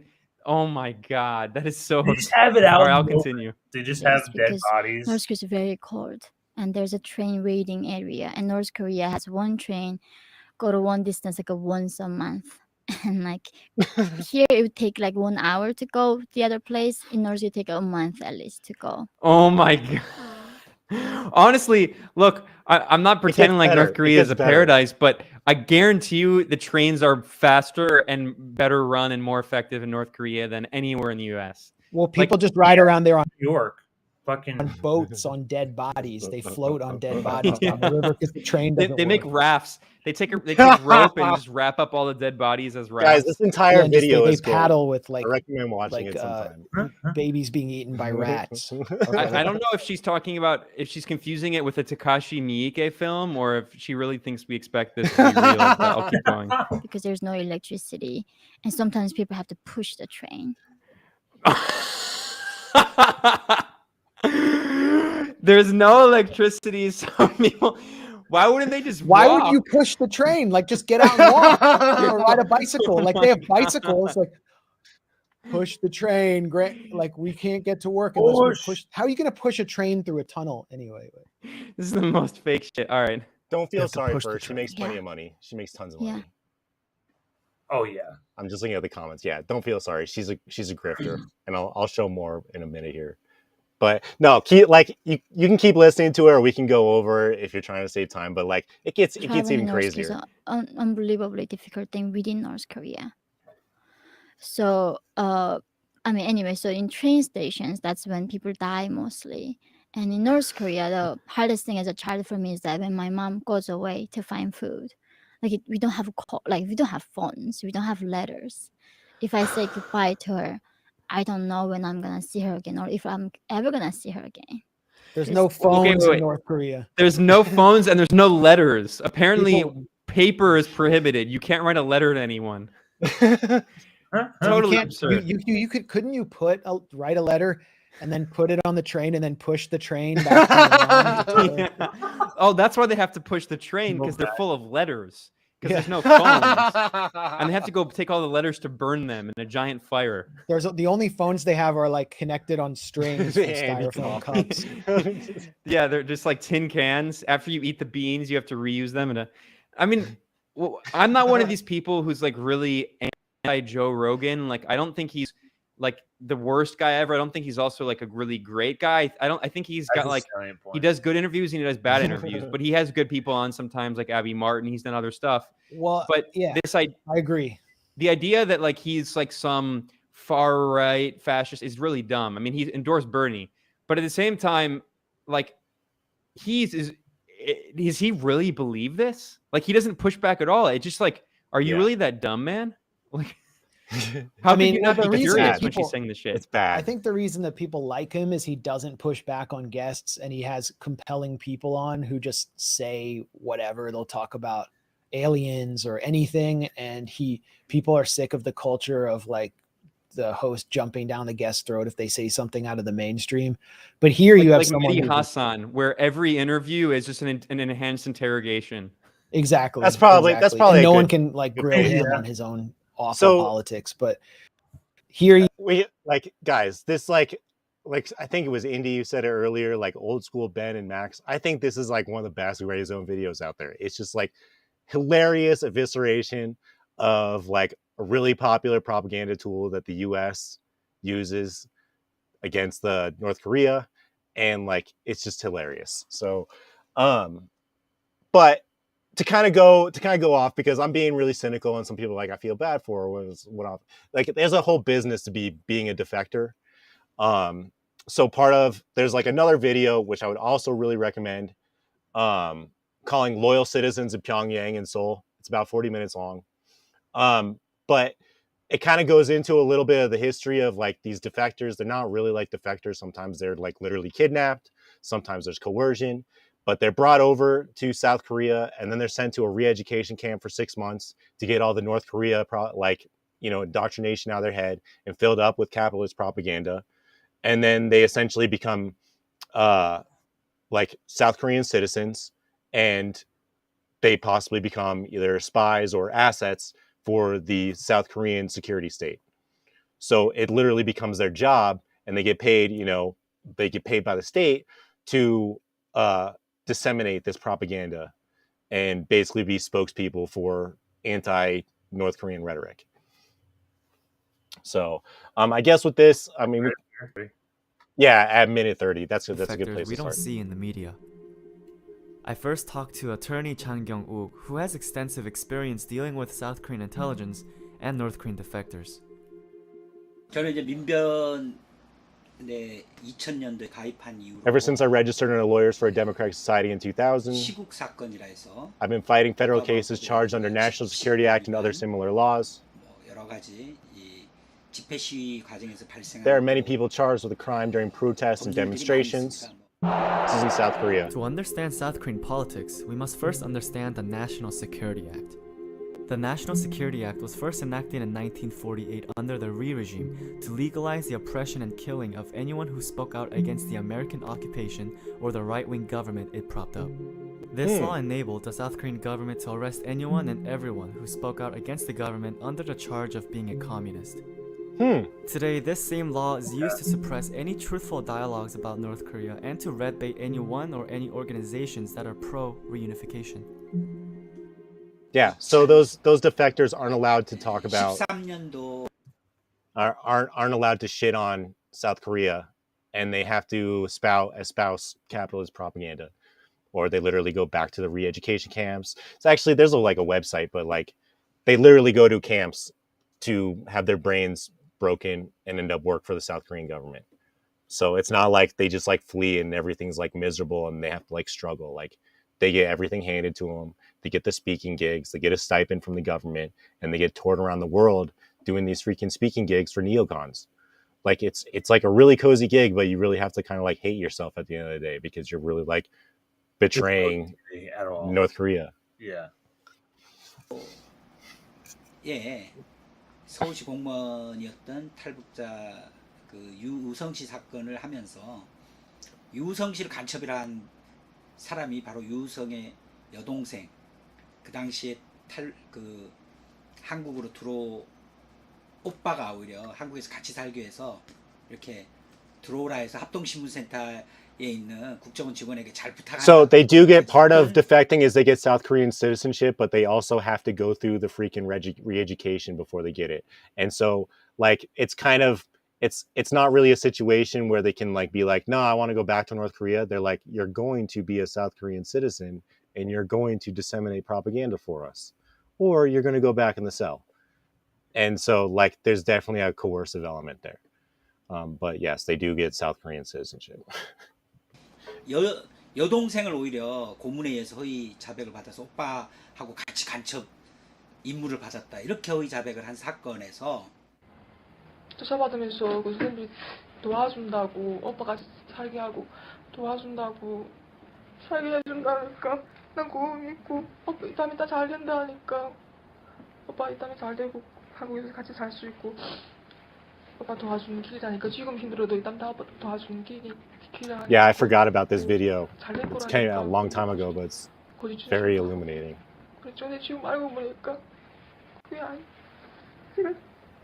You can probably skip to 5 minutes. Let me see. Yeah. Again, 저희가 최선을 다해주길 바라는 그 마음을 알기 때문에 저희가 여종업원들 문제 해결을 위해서 또 요즘은. So the story coming up is about a story where a family was basically 12 kidnapped North Korean and turned into restaurant workers defectors. and their manager made news in 2016 by defecting to South Korea. The NIS said that these girls defected on their own free will and accepted them based on humanitarian grounds. This same restaurant staff made news in recent months again when the manager who led the 12 young girls to South Korea revealed that he actually tricked the girls to defecting. But even after That's the fucking manager crazy. stepped forward to announce that the NIS bribed him to kidnap the 12 girls, the NIS still has not returned the girls to their homes and families in North Korea. He walked So me see, through the they like, process in which the so South Korean intelligence they force them to manufactures become South spies Korean out of citizens and then they defectors. can't leave. These spies are then used as propaganda tools to justify the constant fear-mongering and the National Security Act. You can probably skip to, so the next part's interesting. So skip to like 6 minutes and 50 seconds. So this is kind of like, it gets into where I've kind of like already told you guys a little bit, but it gets into where like they don't just defect and everything's cool and all of a sudden they're a defector. They have to like go to the camps. They go to solitary, like, so he'll talk about it a little bit. 생활한답니다. 그러니까 지금은 그런 면에서는 좋아졌는데 예전에는 누구나 조사동에 가서 조사받는 기간 짧게는 일주일, 길게는 6개월. I do have to watch. 뭐한 It's really 3개월 이상 good. I 됐다면 forgot 전부 다 about 가짜 간첩이에요. how good it is. 간첩이 되는 거예요. Just really informative. 무슨 혐의가 있다 이래서 So 독방에 spies, 가둬놓고 spies, 3개월 not 이상 just 길어지고 citizens, 길어지고 spies. 하다 보면 They work 사람이 on behalf of 거의 the North Korean 수사관들이 intelligence 하는 대로 다 service. 하게 허위 자백하게 되는 건데 이 어떤 곳에 가두냐면 비밀 시설 같은 그 합동신문센터 산속에 위치돼 있고 언론도 가면 카메라 꺼 그러고 이렇게 막 무시무시한 장소에 막 철조망 쳐놓고 지금은 철조망 없어졌는데 제가 처음 갔을 때 무시무시한 그런 곳에 탈북자들의 임시 거처라고 하면서 처음에 오니까 집이 없으니까 임시 거처라고 하면서 보호해 준다고 그러면서 그런 어떻게 보면 중감금 시설에 감금해 놓고 있더라고요. 그러니까 거기가 간첩 조작 공장이 된 거예요. 예전엔 독방에 Dude, 가뒀어요. I'll show the website in a 달력방. second here, but the re-education camp actually has a website. We'll get to it in a second. You can keep playing it, or you can skip to 8:40. Yeah, they get to it here. 지하철표를 끊는다. 이 생활을 모르지 않습니까? 자본주의가 어떻게 되는지는 모르기 때문에 그 교육을 받는 하나원으로 이동을 합니다. 거기 도서관에 가면 무조건 북에 어떻게 보면 지도자를 비난하는 책들로만 가득하게 있고 방영하는 것도 무조건 이분들이 기존에 배웠던 교육이나 이런 거하고 다른 얘기로만 그래서 그분들이 Guys, 어떻게 straight 보면 up re-education camps. 제노사이드다. 어? 북에 대한 건 Cultural 모두 genocide. 싫어하도록 하고 그렇게 교육받고 탈북자의 존재를 저는 대한민국 정부가 북을 붕괴시키기 위한 북한 인권 문제를 계속 정치적으로 이용하기 위해서 탈북자들을 마치 환영하는 것처럼 자유를 찾아서 오는 것처럼 이렇게 연출하기 위해서 이런 탈북자. And this is the actual. So yeah, freaking website. Yeah, and it's look, Hanawan, you can go to it right now. Oh my It's god. like read some of it, dude. It's freaking crazy. They even call it a re-education center. But like people are locked up in cells, solitary confinement for up to 6 months. They have their brains scrubbed. And they like pitch it as like this is how they reintroduce into society and get away from their freaking like hermit society. But like it's literally a re-education camp. And I was actually kind of shocked that they had like a website just like out in the open like this. This is just straight up. Yeah, Just straight up. Here, read like the intro on it or something, because that shit's crazy. Describe like it just as check out. part Yeah, halfway house, part trade school, and part re-education center. Hanawan is a South Korean government resettlement facility that all North Korean defectors must graduate from before entering into society. yeah. And as you heard the guy say, they literally, if they don't graduate, they get their brain scrubbed. Like it's based like an MK Ultra type facility with like some fucking like getting you prepared for capitalist society.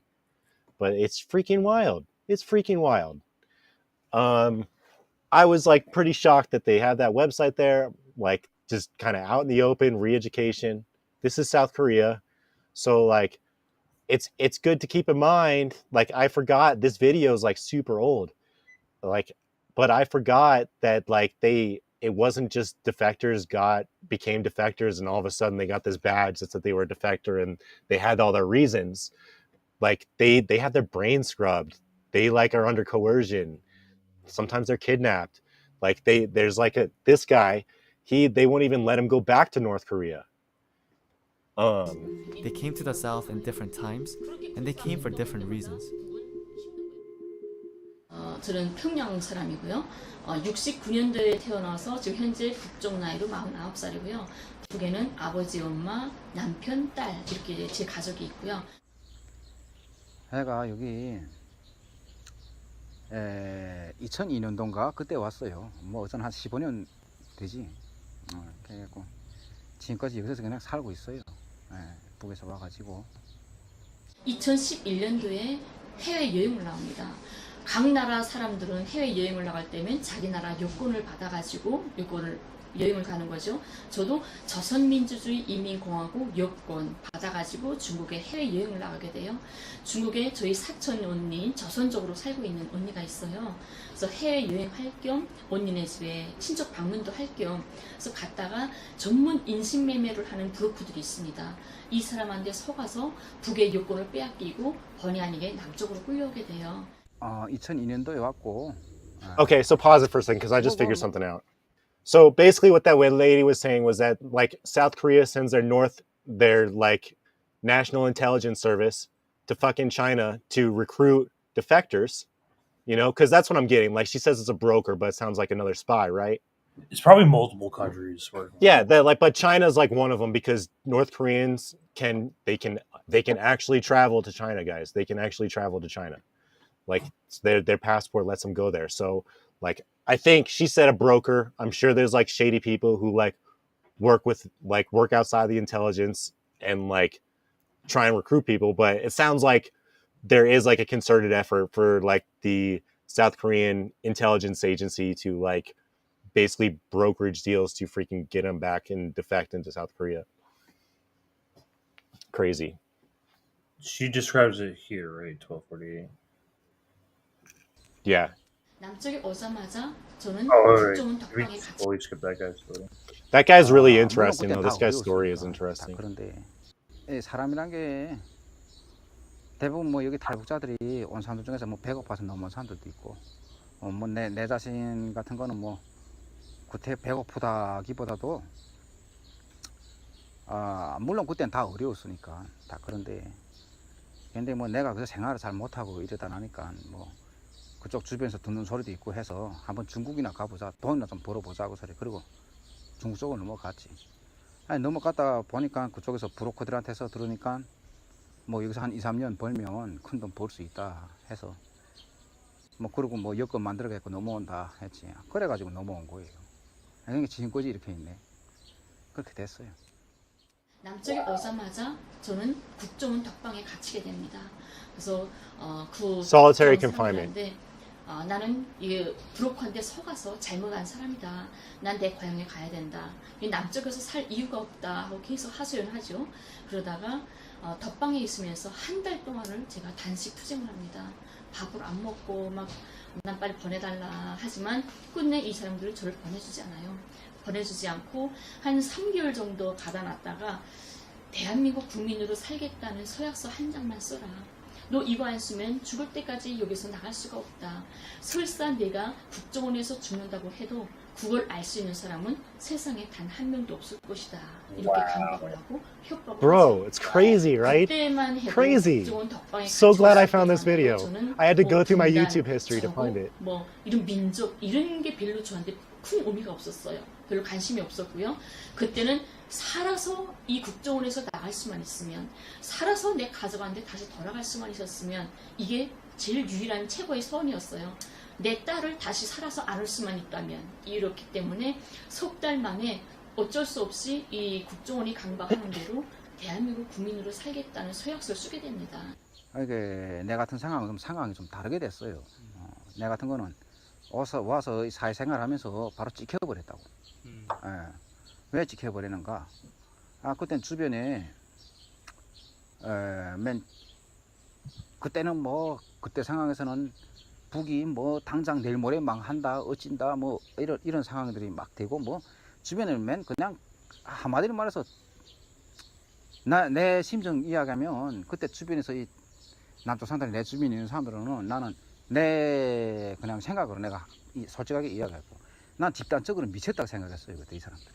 왜냐하면 북에 대해서 너무도 모르니까.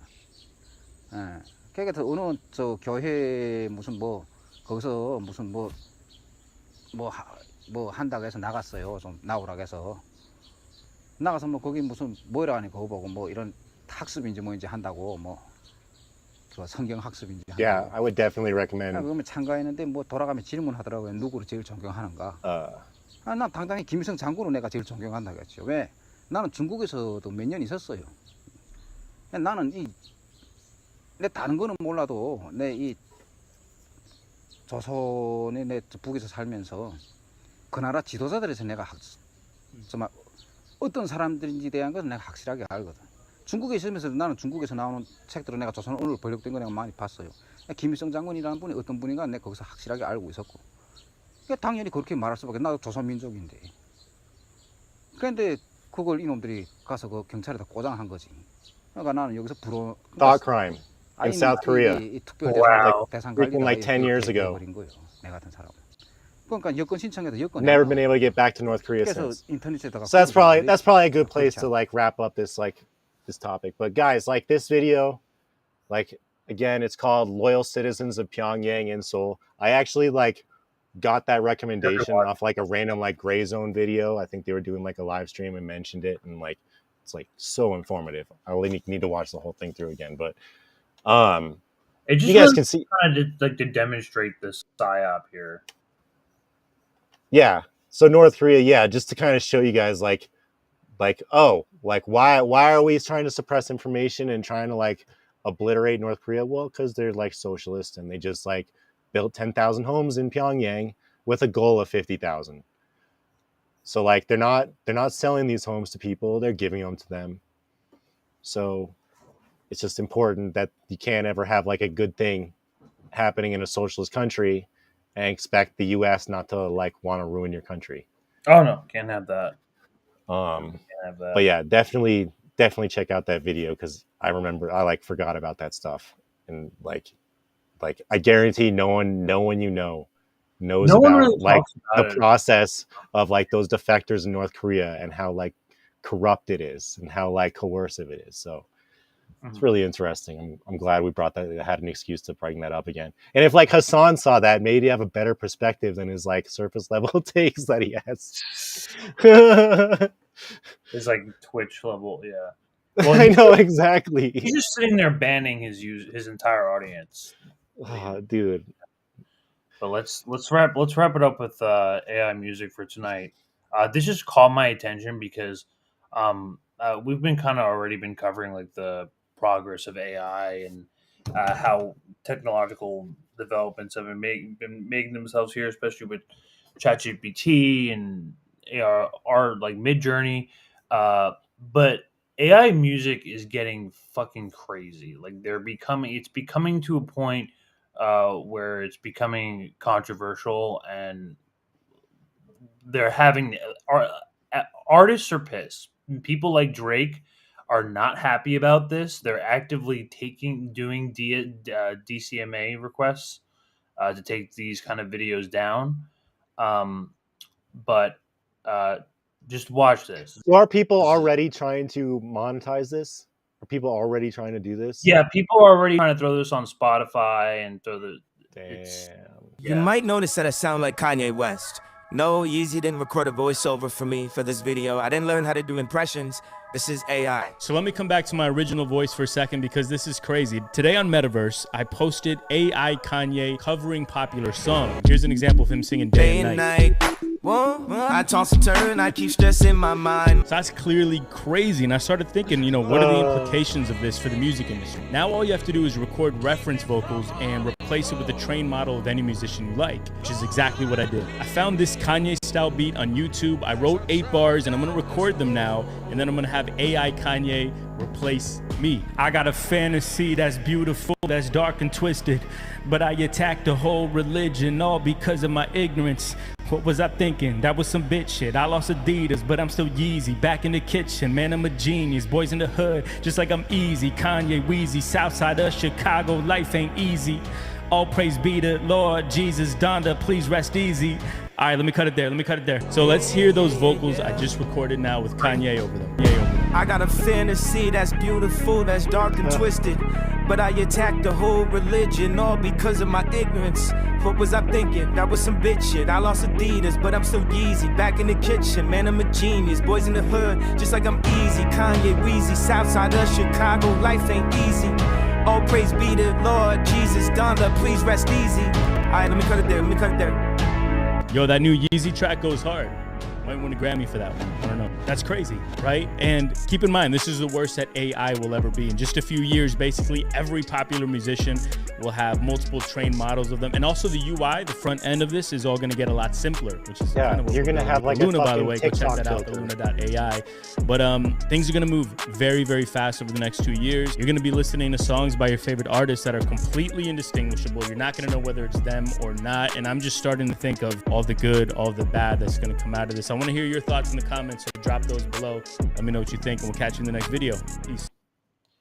Yeah, so it's fucking wild.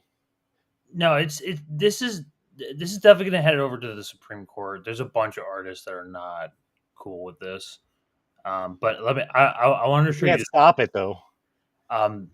So this is a completely 100% AI generated music video of a metal band, of like a Nordic metal band. They're kind of like some like a Monomarth cover or whatever. But listen to this. It's like pretty like what now all of this is AI generated, including the orcs, like the visuals and everything.